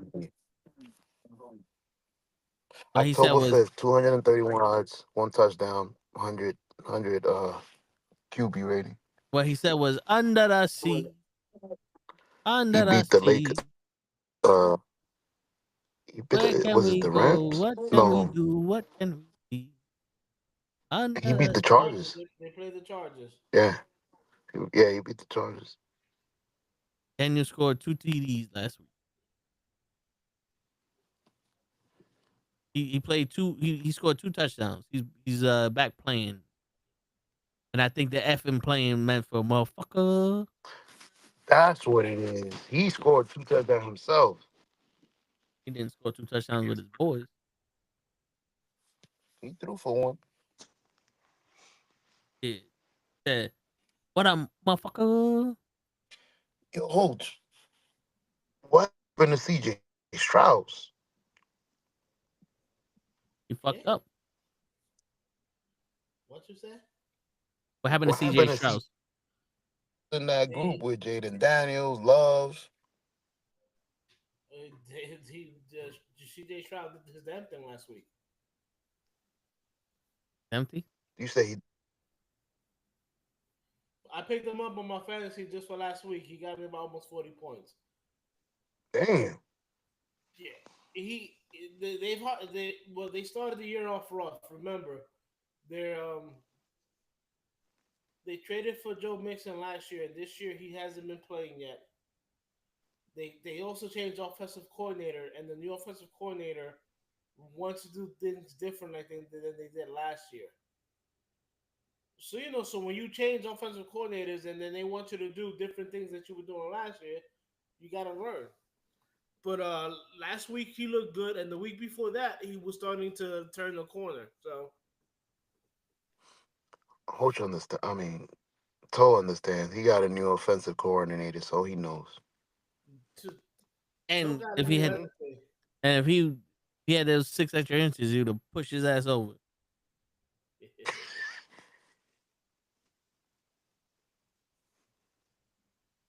We had to, we have to get this answered.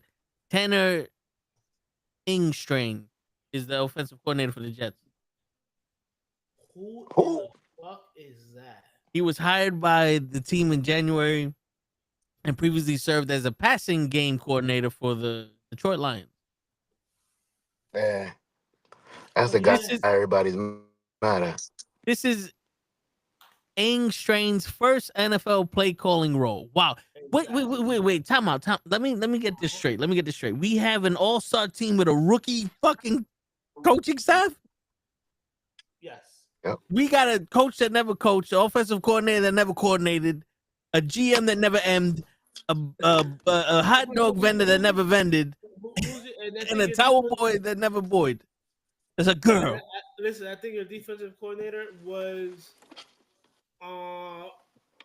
was it?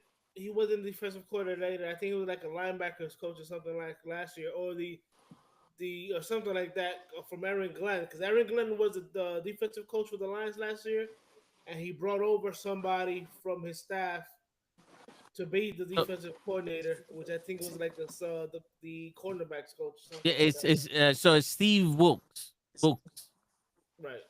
He was he's a veteran coach with significant experience, including as serving as a head coach for the Arizona Cardinals and a defensive coordinator for the San Francisco 49ers. Yeah, Steve Wilkes. Yeah, I know who he is. He yeah, Yeah, he's me he's too. the he's the guy that the Cardinals hire and and fire after 1 year. Oh, we need him. But he well they screwed him up. They gave him Josh Rosen in the first round, who was a horrible pick. And then the very next year they fired him and they brought in the guy who's not even there no more, and he drafted Kyler Murray because that was his boy from Oklahoma. Shit. Yeah, no, but Steve Wilkes is a good. He's a veteran defensive coordinator. So yeah, I was mistaken on that. So yeah. I mean, besides your defensive coordinator, I don't think none of your other coaches have had that experience. Nope. That's because anybody with experience doesn't want to play for the Jets. So they got to freestyle. They got to overpay people that shouldn't be starting. They got to overpay rookie. They got to get a rookie fucking head coach. It sucks. I wish we could get Belichick or somebody established. Like, yo, we need you. Change the fucking coach around.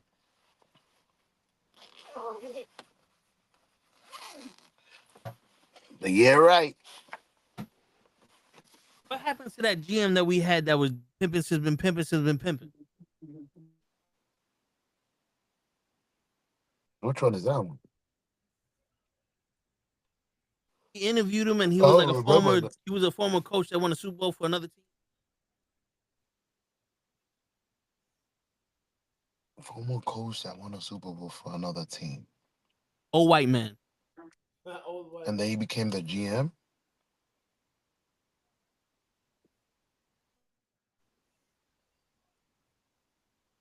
Mm, I'm trying to I've think. never heard of that.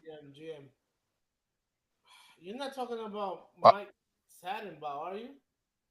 No, no, he's not. He's not old. why would they make him a GM if he's established as the head coach and we need one? He's not a head coach. Well, he just told said he used to be a head coach or sorry, a Super Bowl head coach No, somewhere else. I don't remember that. I'll have to look at it. I don't remember that. Neither do I. The only champion I remember having is Aaron, and you didn't give him a chance. He did give him a chance, and he sucked at it. I don't think we gave him a true chance. He broke his ankle in the first play, and then we had him on a team that sucks.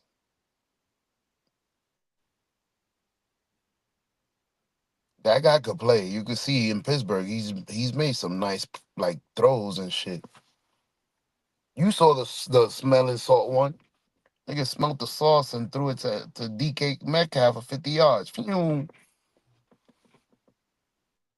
Bro, put it like this: he got hurt within the first 4 plays of his first year with the Jets. Okay, and his second year, he put up decent numbers, but he didn't put up Aaron Rodgers numbers. And the fact that he literally would throw to what the fuck is this guy's name Bizarre. over Wilson I hated that is shit. an issue because Wilson's a lot better wide receiver than Lazar. Like it's not Yeah, but even I don't know close. him. I don't have no chemistry with him. I don't know how fast he is. I need about 2 years to grow up chemistry with him. Bro, he has chemistry with Lazar. Lazar still dropped a whole bunch of passes.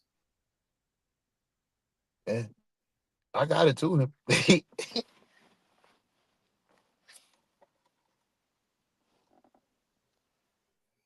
That's crazy. I thought he would have came in excited to try his new weapons. Yeah, I don't want Lazard.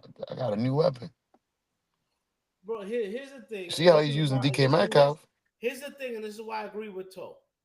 Okay, he was the one that delayed the trade from Green Bay to New York, and he told New York that before he would even signed the contract with them, they would have to sign A, B, C, D, E, and F for him to even just play with them, right? And all those guys that he wanted were guys that he played with in Green Bay who are no good. So the Jets literally put five extra bodies on the team that are not as good as the guys they had originally had on their team to please him. He gets hurt in 4 plays in the first year, and then last year doesn't go to training camp. And instead of throwing to Wilson, who was actually a receiver, he throws to Lazard.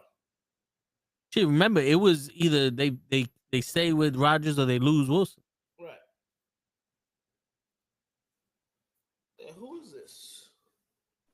Yeah, I don't agree that a 50-year-old quarterback shouldn't be going to fucking training camp. No, especially when it's the first A year with two-time with Super the Bowl. season. Especially when it's the first year with the season, and we got a bunch of rookies out there that can benefit from learning underneath him and him, checking, getting used to the team. He definitely shouldn't be going to the training camp. He shouldn't even go to practice. He should just show up to the game, they hype, and throw the fucking ball wherever he wants it. And these faggots should be going there catching the shit wherever the fuck he throws it. Not Joseph. Yeah, you make a good point. The reason he wanted to go to Pittsburgh because he wanted Mike Tomlinson controls the defense and Aaron Rodgers controls the offense. But what's going to happen is that Mike Tomlinson, if they don't start, I mean, right now they're winning, but if they were not winning, you think he would continue to leave Aaron Rodgers to lead the offense? Depends on who his backup is. Joseph, I don't think that's right because Bryce Hall is a better running back than anybody the Steelers has. The Jets defense is as good as the Steelers defense. When Rodgers was on the team, I think the only thing that the Steelers had better was an offensive line. That was it. And Think that is about the it. most important thing in Think about it. He has coach. what? I'm not saying that that's the most important thing.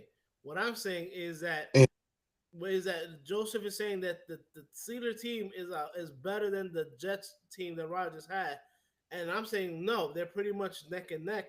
The only advantage I would give the Steelers is that they have a better O line, but everything else I would say is neck and neck. So it's not like the Steelers team is a lot better than what he had with the Jets.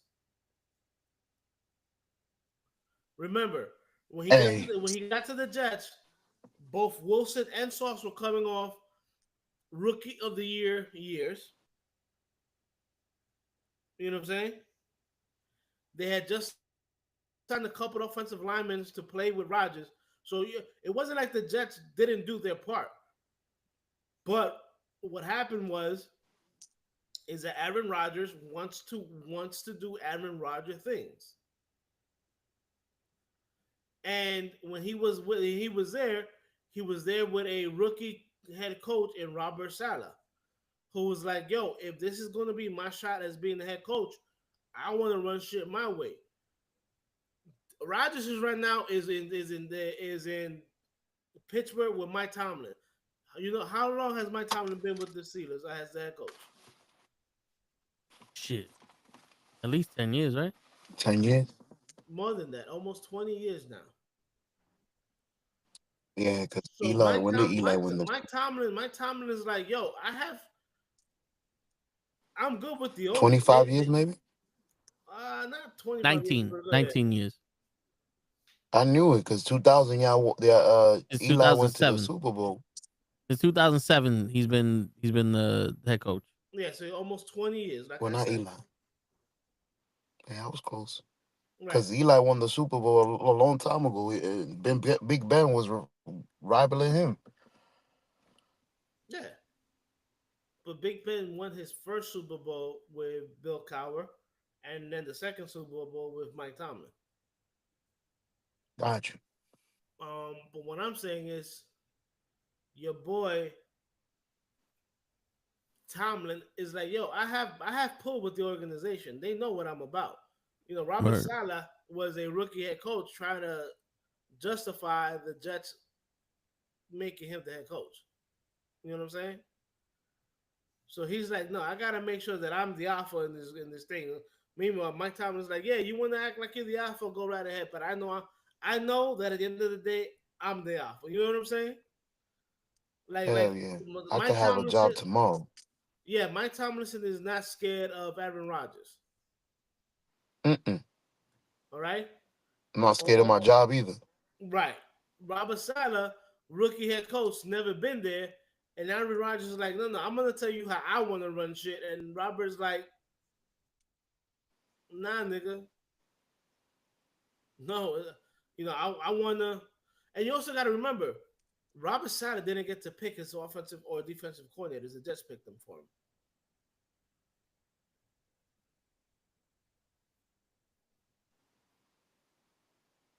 That's usually the case, unless you got pool. The way I see it is, if I'm hiring you to be my head coach, I want you to hire your coordinators and feel comfortable that those coordinators that you can trust those coordinators. And that's the mistake Yeah, a lot of owners. That's a lot of the mistake a lot of owners and a lot of GM make. They want to put a head coach with, they want to hire the head coach, but they don't want the head coach to hire the offensive coordinator or the defensive coordinator. And what happens is that we all know that sometimes people just don't mesh. So why nope. wouldn't you let a rookie head coach or any head coach hire their own offensive coordinator? Look at the Giants Most of these have. situation. Look at the Giants situation. They hired Dable, and Dable didn't hire Kafka. The GM and the owners hired Kafka. And look at what happened with Wink. You know what I'm saying? They didn't give Dable the chance to hire the Wink. They told him, "Oh, your defensive coordinator is going to be Wink Martindale. That's it." So it's like, I remember one thing Bill Parcells says a long time ago. He goes, "Yo, you're not gonna hire me as a chef and then not let me cook and not let me shop for the groceries." Or That's what use I'd the have told. ingredients I brought. So I wanna choose my own coordinators and I wanna draft my own players. That's what I'd told. Some of these coaches been moving around with the same offensive coordinator for years. Like that's my guy, wherever they went. So Put it like it's a this: fucking team for some of Eric them. Mike Kafka was the offensive coordinator um, for Andy Reid and with the Chiefs. He left. Look at that. He left, and they took the running back coach, which is Eric Bieniemy, and made him the offensive coordinator with Randy Reid. Word. Even Nobody Sonny saying fire show. Again, Yep. So now you also have, you know what I'm saying, Eric Bieniemy that was with Andy Reid for many, many years, right? And nobody wanted to give him a head coaching job. He leaves Andy Reid to go to Chicago, go to Washington. He's there 1 year with Ron Rivera, and they fire the entire coaching staff. Ron Rivera, Eric Bieniemy, and whatever. And that's when they brought in Don Capers from where is it Don Capers? I forget the guy from the defensive coordinator that was with the Cowboys. The Washington hires him, and then the guy that was in with the Cardinals that lost his job because Kyler Murray didn't want to do any fucking film study. He ends up being their offensive coordinator. But the difference with that is that they let that guy in on the decision. You know what I'm saying? Dan Quinn, you talking about? Yeah, Dan Quinn. They told Dan Quinn, hey Dan, what do you think about Luke Kingley? Like hiring as the offensive coordinator. So they gave him a shot. A lot of these head coaches that are head coaches for the first time, they don't, or even our regular head coaches, for some reason the teams does not let them pick or hire their offensive coordinators or defensive coordinators, which I think is stupid. Like, think about this, show. Do you want to coach with somebody that you don't like, or do you want to coach with somebody you like? Don't bullshit us. So it's not gonna be up to me because if now let me ask you a question. If you own something, would you let another man make decisions, or would you be like, nah, you gonna do this, and I'm gonna find somebody else to do that? It's my If, shit. if, if I own a football team and I hire a GM and a head coach, I'm going to trust them to hire the best offensive and defensive coordinator for the team based on what the head coach would like to do. That is how you put a good team together. Think Jerry Jones does it like that? Nope. That's why the That don't Cowboys count. Jerry Jones take care of fucking Bogarts everything. Jerry Jones doesn't do that ever since Bill Parcells. Ever since Bill Parcells, he does all the hiring for the head coach, the offensive coordinator, defensive coordinator. He does it all. Yep, Right, that's why I mentioned he's the right, general look at Bill manager. Look at Bill Belichick. Robert Kraft told Bill Belichick, "You hire your own offensive coordinator and your own defensive coordinator." And look how good that worked out for 15 years.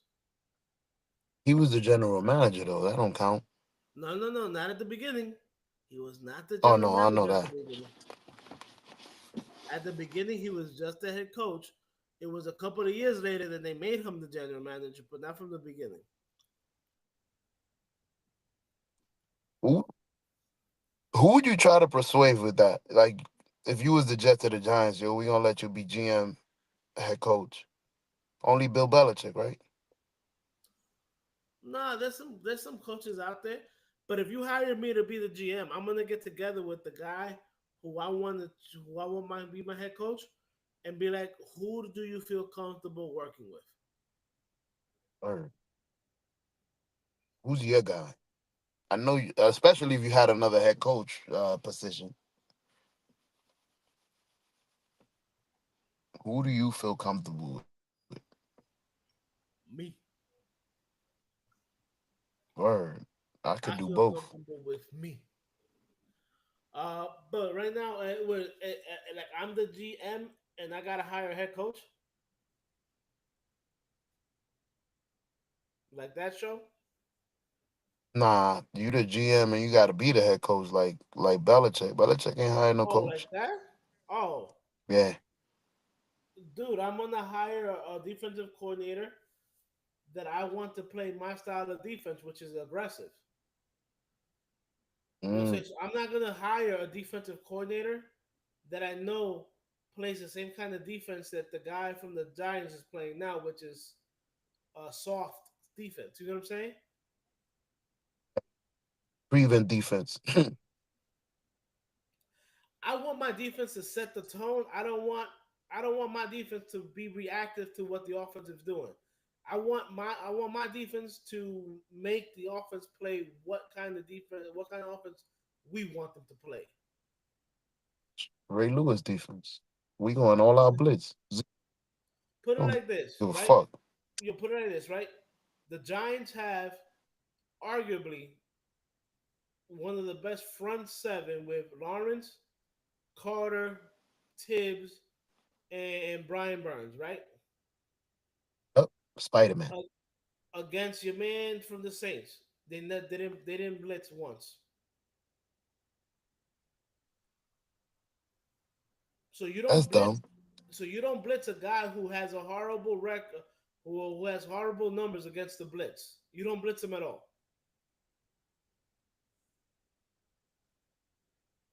You know what I'm saying? They were doing a lot of stunts instead. I know. Well, Abdullah Carter does a lot of stunts. But it's not about My man doing the always stunts. cuts right. Phew. It's it's not about doing the stunts, bro. You if you can't hide your bro, fuck, what's his name? Shane Riley, right? How you what's how I forget how you pronounce his name from the Saints. You said it right. Bro, he literally came out and said that the Giants defense is easy to read. This is a guy who was 0-10 as a starting quarterback, who has horrible numbers as a starting quarterback. And he said that the Giants defense is easy to read. It's not creative. You literally have three great young pass rushers, and you're not creative with how you use them. Or drop one into cover, blitz a cornerback, boom, stuff like that. Slick shit. Right. No, they don't do none of that. This is why I don't want Shane Bowen as my defensive coordinator. Fire that motherfucker. Get him the fuck off my team. Bro, bring me a boy with half his fucking money that you have, and I don't have the experience he has, and I guarantee you that defense will be a top 5 in 5 weeks.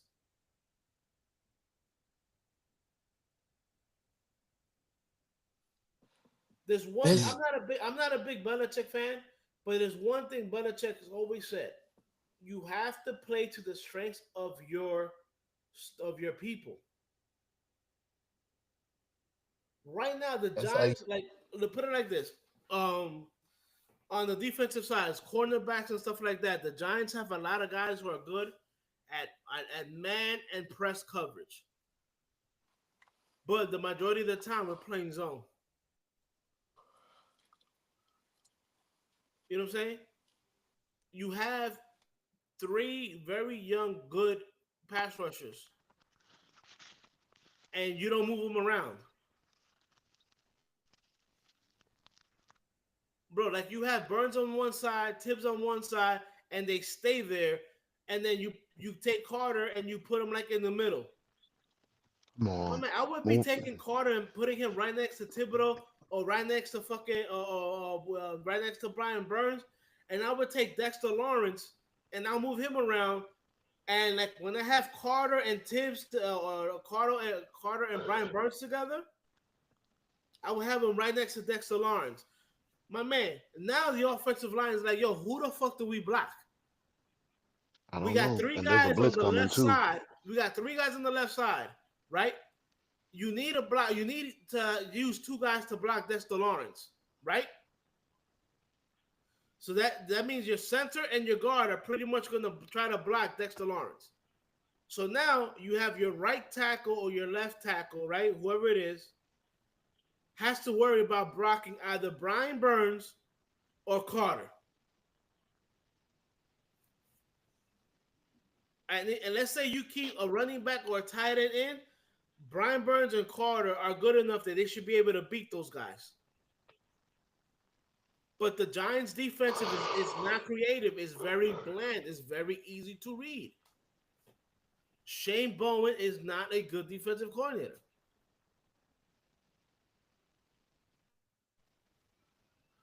My man, if I'm a bad offensive player, but I can pretty much tell what you're gonna play every single down, your defense doesn't scare me. No matter who you have on your defense, you know what I'm saying? Like it's very easy to dissect a Giants defense right now under Shane Bowen. Period. Who was? Nah, I'm trying to. I think I know. That's what I've been telling you this whole time, show. You don't want to fucking listen. Nope.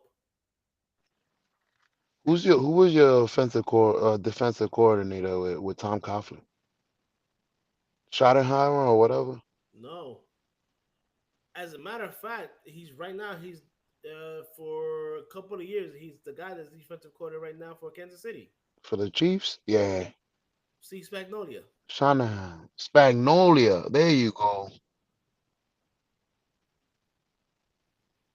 When the That's Giants crazy. when the Giants won in 2007, Spags was the defensive coordinator. Um, he was with the Giants in 2005, 2006, 2007. 2007, the Giants won the Super Bowl. Spags got a head coaching job with the Rams, which was horrible. So he left the Giants for that.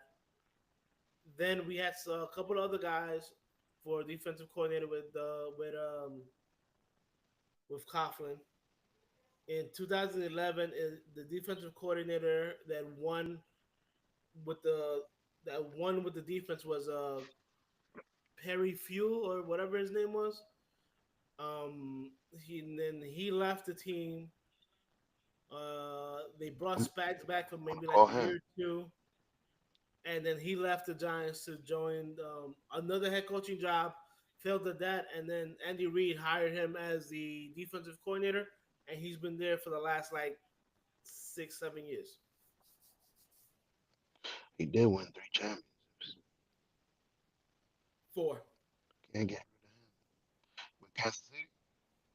He won one with the Giants, and remember the Chiefs have 3 championships. Yeah, so I wasn't counting the Giants. I Why meant wouldn't you count Andy the Reid couldn't get rid of him why because he wouldn't you had won count the three. one he won with the Giants? No, no, because I was saying Andy Reid couldn't fire him because he won 3 championships where he hired him. Like there was no reason to get rid Yeah, Andy Reid's not gonna get rid of him. Ever of since him. Spags has been on the Chiefs have been top 15 defense every year. Hell yeah. And Spags is like, nah, I learned my lesson. I left twice. I left the Giants twice to be a head coach, and I failed as a head coach. I'm not cut out to be a head coach. I'm cut out to be a defensive coordinator. I have now learned my lesson, and I know my lane.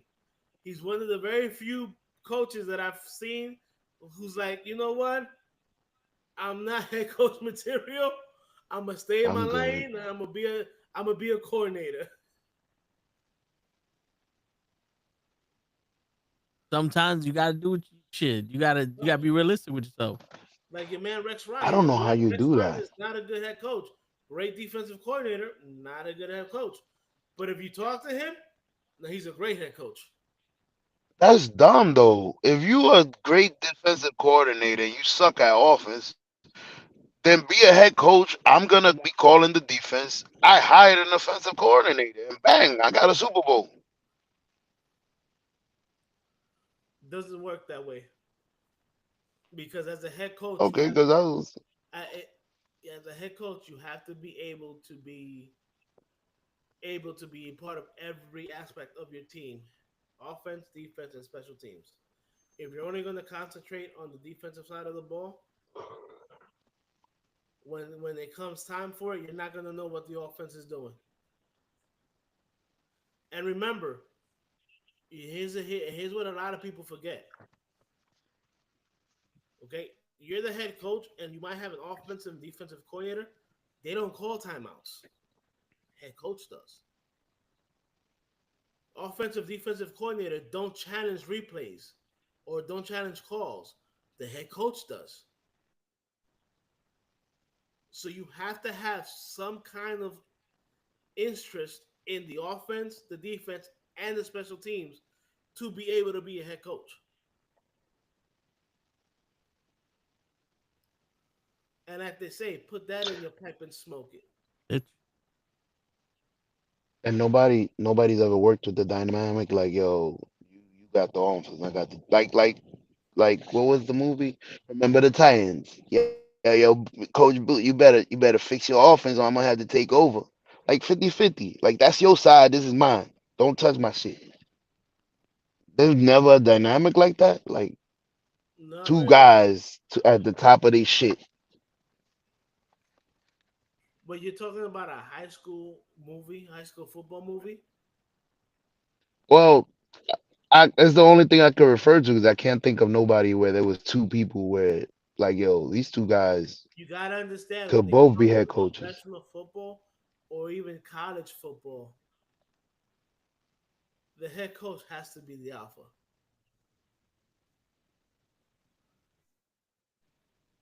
If let's say a player has an issue with a coach, they're not going to go to the coordinator. They're going to go to the head coach. True. So Or the owner. the buck stops with the head coach. Now the problem that doesn't always work is a great example would be Dallas, because we all know that the buck stops with Jerry Jones, not the head coach. Which is why in Mm-mm. Dallas the head coach is a joke, because the players know that if, let's say, the head coach puts them on timeout, as supposed to say, they go to Jerry Jones, and Jerry Jones is gonna be like, "Nah, I don't want him on timeout," and the coach is gonna follow what Jerry Jones does. So that's why, you know, that kind of dynamic don't work. That's why Cowboys haven't won since fucking 1998 or whatever was the last time they won the Super Bowl. Two things about that. No wonder they didn't hire Deion Sanders. I don't think Deion Sanders could deal with that. And let me run the. You don't have to let me run the team, bro. Right.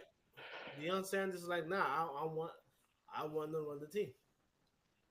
You're not you're not gonna tell me who who I'm gonna play, who not gonna play. You know what I'm saying? Two, they fired Jimmy Johnsons for that. Yeah, that's one of the reasons why he fired Jimmy Johnson, because Jimmy Johnson's like, no. He told them no. Yeah, like no, I'm a Super Bowl champion. Don't tell me what to Right, do. and that's why he want Jerry Jones wants yes man. That's why he hired, after he fired Jimmy Johnson, he hired Barry Switzer. Right? And Barry Yeah, Switzer won the Super Bowl, but he won the Super Bowl with all the Jimmy Johnson's players. Once yeah, once on once purpose. once he started to draft his own players and stuff like that, they sucked.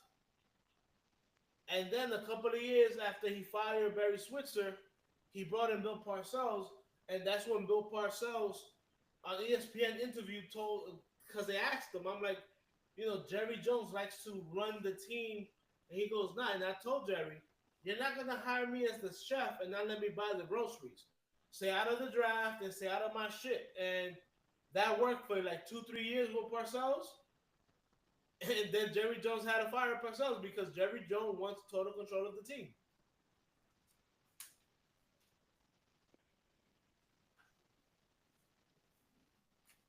As the owner of a team, your job is to hire a GM and stay the fuck out of the way. Word, enjoy your fucking what you own. I Jerry don't want to Jones work. Jerry Jones wants to be the GM, the owner, and the head coach, even though he has a head coach. Crazy thing is, we have somebody like that in the Yankees, but he let the people do their work. I know Brian Cashman was able to do his thing. He was the general manager, but the boss wanted a say. Well, look at that. That's a great point to bring up, right? Brian Cashman told George Steinbrenner, "Yo, we gotta build the farm system, right? Especially Hmm. after the '90s." George Steinbrenner told him, "No, I want you to go and sign Jason Giambi to that big ass contract." So you remember a time where the Yankees was just giving out money Yep, Yep. and the farm system was horrible, yep, and everybody's saying, "Yo, but no, Brian Cashman doesn't know what the fuck he's doing."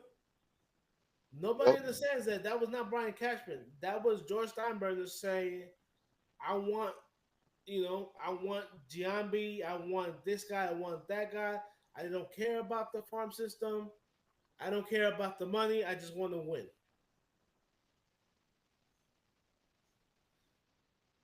But by doing that, he overpaid a lot of people who weren't as good as that they were on other teams. Here's something that I learned a long time ago, right? You can be the best player on a bad team, but that don't mean that you're a good player. Yeah. You LeBron. want to know? You want to know a good example of that? Russell Westbrook. not Saquon Barkley. Hmm. No, not Saquon. But look at Russell Westbrook, right? Mister Triple Double on the Thunders, right? Yeah.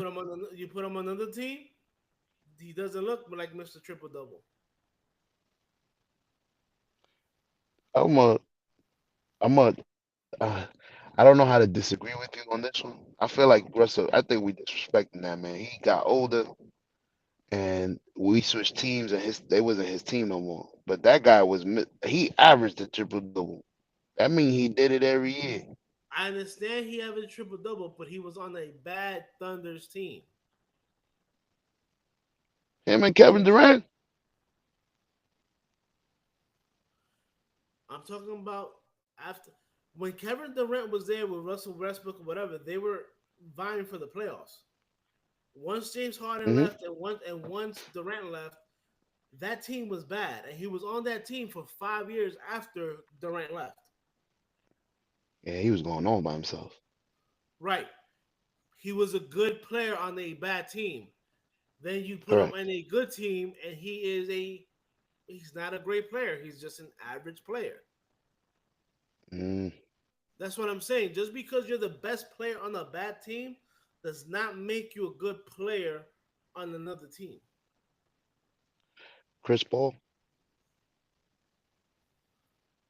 Everywhere Chris Paul has went, he's made the team better.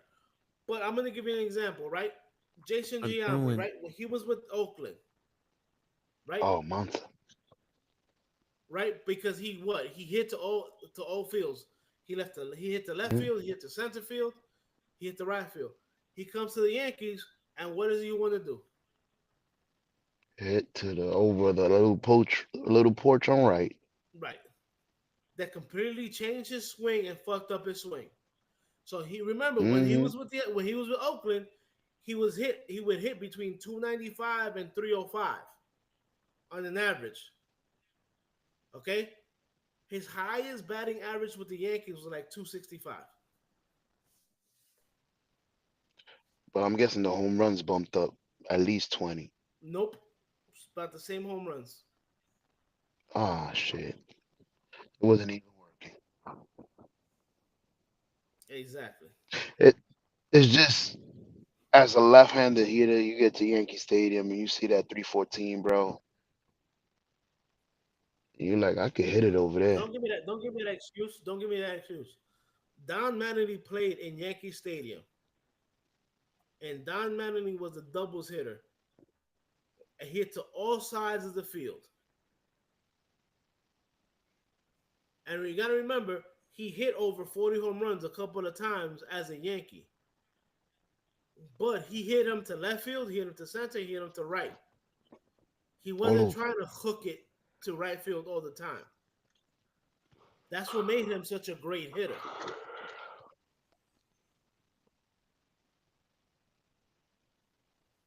You know, people You forget know, how good of a hitter Bernie Williams was. As a matter of fact, I'm gonna Mm-mm. give you a perfect example.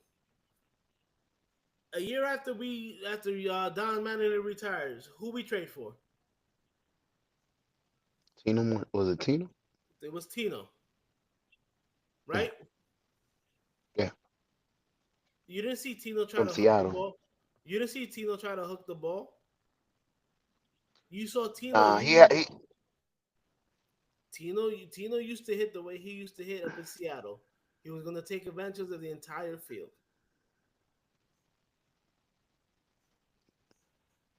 but his swing shaded towards towards right. He had like the swing, this right hand. He Like yes I he remember yes his swing. he had a natural swing like that. But Yeah, loop towards that way. again, Paul O'Neill always also hit to all sides of the field. He did have that swing towards right too. That little loop. yeah, but you're talking about an I era know where what you're talking about. people knew how to play baseball. Right. You know what I'm saying? Look Right. at Gary. Was it Gunderson when he went from being in Detroit to coming to New York? And all they told him was to do, all we 40. want you to do is try to hook the pitch to the to right field and then fuck the big swing. Curtis Gunderson, he was a center Nah, fielder for either Minnesota or Detroit, and he used to be a 300 hitter. Come to New York, could hit no more than 240, and but his home runs went up maybe like 15 to 20. that's I what I was don't gonna care, tell you. That he hit dude. 40. What good is a home run when you hit 250? We gotta ask Kyle Rowley. He hit That 250. that tells me that either you're hitting a home run or you're getting an out. That's it. Yep. That's not good for your team Right, unless there's always which people means on I base. can't trust you when it comes to the clutch. The thing that made Tino a problem, Paul O'Neill a problem, Bernie Williams a problem was even though they can hit that home run, they all had high batting averages. They were like Toronto. They didn't strike out. Right, They put the ball in play. dude. When Paul O'Neill was with Cincinnati before the Yankees traded for him, he was a career 280 hitter. He comes to New York and he's averaging around 300. And sports enjoyer says after the Yankees. I don't know who that is, but go eat a dick, nigga. Word, bro. Damn. Can you give us a day? We in morning. Fuck that. I listen. Like I told my nephew. My nephew was like, "Yo, my man, you be mad aggressive." I grew up in the '90s. Fucking one hitter quitter. Word. One hitter. I Suck ain't my dick. crying. See, that's the problem. You idiots think that just because I'm a Yankee fan and they lose, I'm crying. They lost. It's over. I moved on. I'm crying. You you the Shit, you're I the ain't move guys on that yet. you're the guys that are obsessed with. Oh, the Yankees lost. The Yankees lost. The Yankees lost. We live in your fucking head rent free. So at the end of the day, go eat a dick and hope you choke on them. See? I told you to leave him alone. We just lost today. It's a nicely. Nah, fuck that shit. But like I Word. said, like I said, I had rather had a hitter that can hit in the clutch than a hitter that is known as a homer hitter. Because a hitter that can hit in the clutch knows knows the situation. Who's A homer crying? hit Hmm. a homer hitter is just gonna try to hit the home run. Word. And I you're could not give you. perfect example. Show that's why we won so many championships with Derek Jeter, and we won no championships with Aaron Judge. But we won one. Yo, the man. Please forgive me to Aaron Judge and forgive these two men, because I understand they don't know. Because I didn't know. I was spazzing yesterday on Aaron Judge, and then I saw on the TV the man was batting 524 this series. Yeah, 524. yeah, but you gotta understand that when it comes to toe, it doesn't matter what you do individually. If the team lost, you still lost. How many walks? But it's a team sport. He had a few. He had like five. They were walking to him intentionally from how good he was. They Yeah. walked him twice today. So doesn't that pat his fucking batting average? No, it doesn't. Nah, No, I'm not saying it makes it better, but what I'm saying is that it's not a strikeout, so that it doesn't make his batting average any worse. No, it doesn't make his true. batting average any worse. You're right on that. Any words, but it don't make it better. It takes away that bat from me. I can't hit. Could have had 5 points on my average. So basically, he could have had 600 points if it wasn't for the walks, or he could have went down. I And see what you're that's all fine and saying. dandy, but the biggest difference between the Yankee teams from back in the day and the Yankee teams nowadays, the Yankee teams back in the day had good starting pitching, had good middle relief, and a great closer. The Yankee teams from nowadays have suspect starting pitching, bad bullpen, and horrible closers. And we can't keep a rally going. No, because they don't know they don't know how to do timely hitting.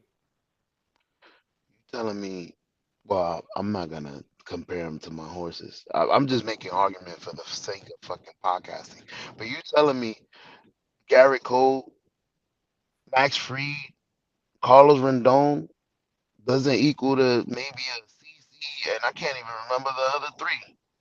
Hey, show, but I I've said it was for show a little tidbit. Little tidbit. yeah. We didn't have Garrett Cole this year. He I got agree. hurt in the preseason, had Tommy John surgery. He didn't pitch at all this year. We lost two starters. Don't forget about Clark Schmidt, Right, Tommy John too. right. So again, our starting pitching this year was very suspect. Our relievers are suspect and our closers are suspect. So what did I say that wasn't true?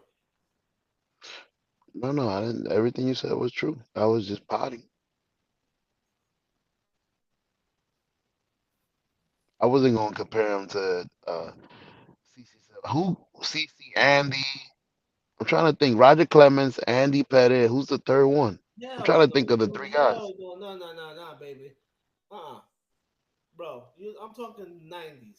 All right, I'm talking about Jimmy Key, David Cohn, Andy Pettit. Chuck Michael Smith. Knobloch. No, I'm not even talking about the pitchers. The pitcher. Oh shit. That's the least hitting nigga in the Yankees. That little fucking bat. Listen, now when he came to the Yankees, he can still hit. He just forgot how to throw to first base. I don't know how you do that, but whatever. It's a far From distance from second. second to third, second to But you know first. what? You know what? He wasn't even the first batter. He wasn't even the first player that had that issues with the Yankees. Nope. All right, you know I who had can't that same remember issue who the other before? one was. Steve Sachs. Not, That motherfucker. okay. I was gonna say now Robinson Cano. Hmm. Steve Sachs played second base for the Dodgers. We traded for him, and after about a year playing with the Yankees, he forgot how to throw from second base to first base, much like Chuck Knobloch. Yup, I remember they put that nigga on the outfield. Yeah, So think about that. Sometimes when you come to New York, you got that pressure. But yeah, but again, like stating my point, I said I'd rather have a guy who knows, hey, I don't need to hit a home run here. I got a guy at second base. If I get a hit in the gap, my guy's scoring. you got you got the Or perfect example going on now. Fucking or Vladdy Guerrero. or look at this one, right? I got a man on second base, no out. The third baseman is playing mad deep, right? Drop a bump right there.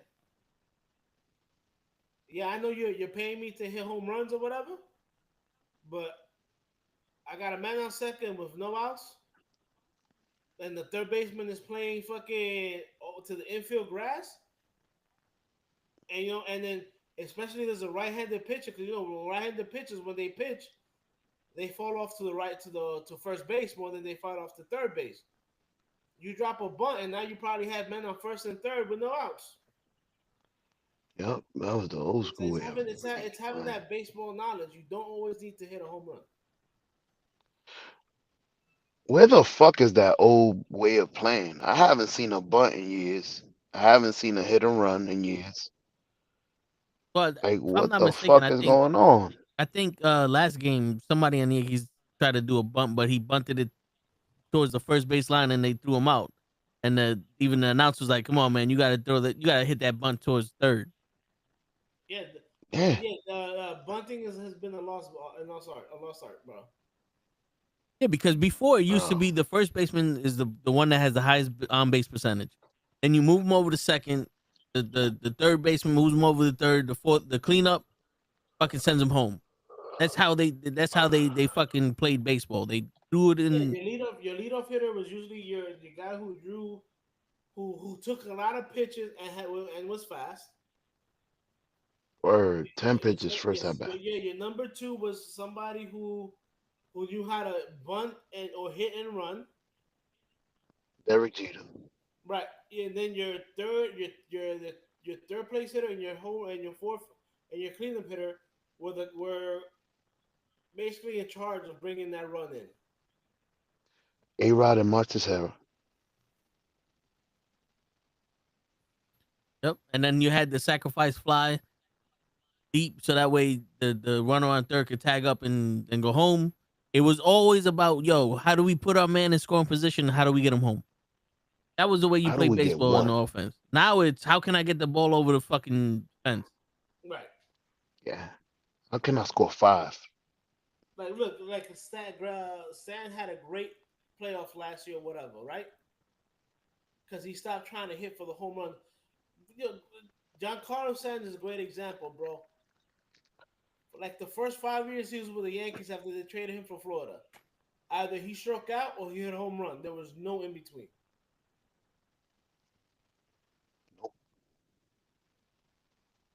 No, no, it's like nobody ever told him, "Hey, you got 2 strikes. Stop, cut down on your swing." No, he still wanted to hit for the fences. But it is what it is. That's what happens.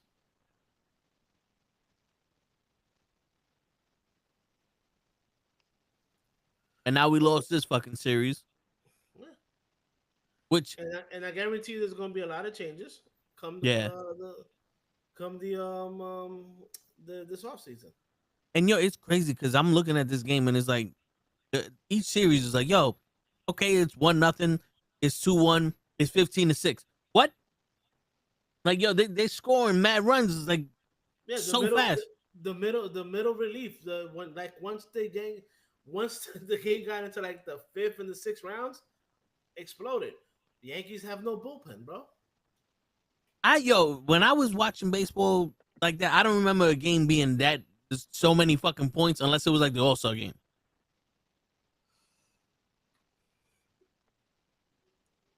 Usually a game will probably be like a good game will probably be like 8-7. Well, here's the thing, Tone. I didn't mean to cut you off. Yeah. You have nowadays you have people who can throw the ball, not people who can pitch the ball. Yeah. And if people don't understand what I mean with that, it's like, yeah, we got guys who can throw 100 miles per hour now, but they can't control where that pitch is going. Meanwhile, Greg Maddux never threw higher than 92, but he had pinpoint accuracy. Yeah. It was Randy Johnson that he had the 100-mile-an-hour pitch, but then everybody else was like 94, 95 or some shit like that. There wasn't no. And it wasn't until he learned how to actually be a pitcher instead of a thrower that he started to win Cy Youngs. Yeah. I remember, and he even said it like early in his career, like he wanted to throw every pitch 100, and it wasn't until he got later on in his career where he was like, "Yeah, I don't have to throw every pitch at 100."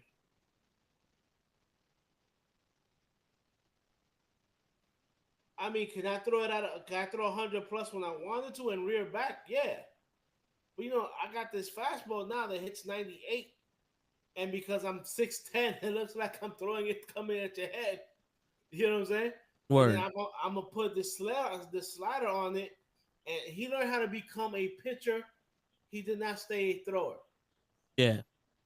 Like the complete opposite. Orlando Chapman can throw over 100 miles per hour, but he doesn't know how to pitch. He can throw hard, but he doesn't know how to pitch. Shit, and if he did know how to pitch, he would have Tommy John surgery already. Because apparently that's the thing to do now. Put it like this, like I tell people, say, the worst thing you can have is a straight fastball. And everybody goes, what do you mean a straight fastball? If your fastball has no movement and it's straight, and I can time it, all I need to do is touch it and it's gone. Yeah. But if you're throwing like Mariano or Greg Maddux, where that fastball has some movement to it, then I can't center it. So instead of hitting a shot, I'm hitting a fucking little dribbler to fucking back to the pitcher or to first base or whatever. You know what I'm saying? Like that's because it might not be flush on the bat. Right, because that's the difference between a pitcher who knows how to pitch and a thrower of the football of the baseball. Those are two different things, guys. Yeah. And on that note, I need to hit the sack. Nah, I hear you. I've been looking at you at 11 like, damn, Show's still talking? Because, Show, he don't never shut up. Well, he finally woke up. He finally woke up. Word. Bro, I'm still in the fucking car. I know. I've been here for 3 hours. We hear you yawning. I gotta walk inside. You My got wife that, is like you got that thinking I'm in I'm the car cheating. yawn. Let me open this door. I forgot I was here. I got here like at 10. Yeah, see? Ooh. You got on at 10 too. But on that note, ladies and gentlemen, it's your friendly neighborhood knuckleheads signing out. Sports enjoy it. I hope you enjoy sports, and And I if hope you you eat a dick. And yeah, chocolate. because I mean, you came in here looking for beef with the Yankee fans, and we're grown ass men. So hopefully your tactics work somewhere else. But don't forget to like, subscribe, and then don't come back. And chocolate on the bag of dicks. That's right. Now To on all that our note, Just ladies get, and don't gentlemen, get it. to all our regular guys, always thank you guys for being here. word. Coach, I don't get offended no more, Coach. It's either you love the Yankees or you hate it. So I'm used to it. No, I mean we're not Hate offended on, neither. It's brother. just I'm not the, offended the either. it's like we're grown men. The Ain't little nobody baby wants hating to on do the some Jets, bro. Nobody yeah, hating on the Jets, right? So we must be doing something right. right? Yeah. But on that note, ladies and gentlemen, it's your friendly neighborhood knucklehead signing out. Peace, everybody. Peace.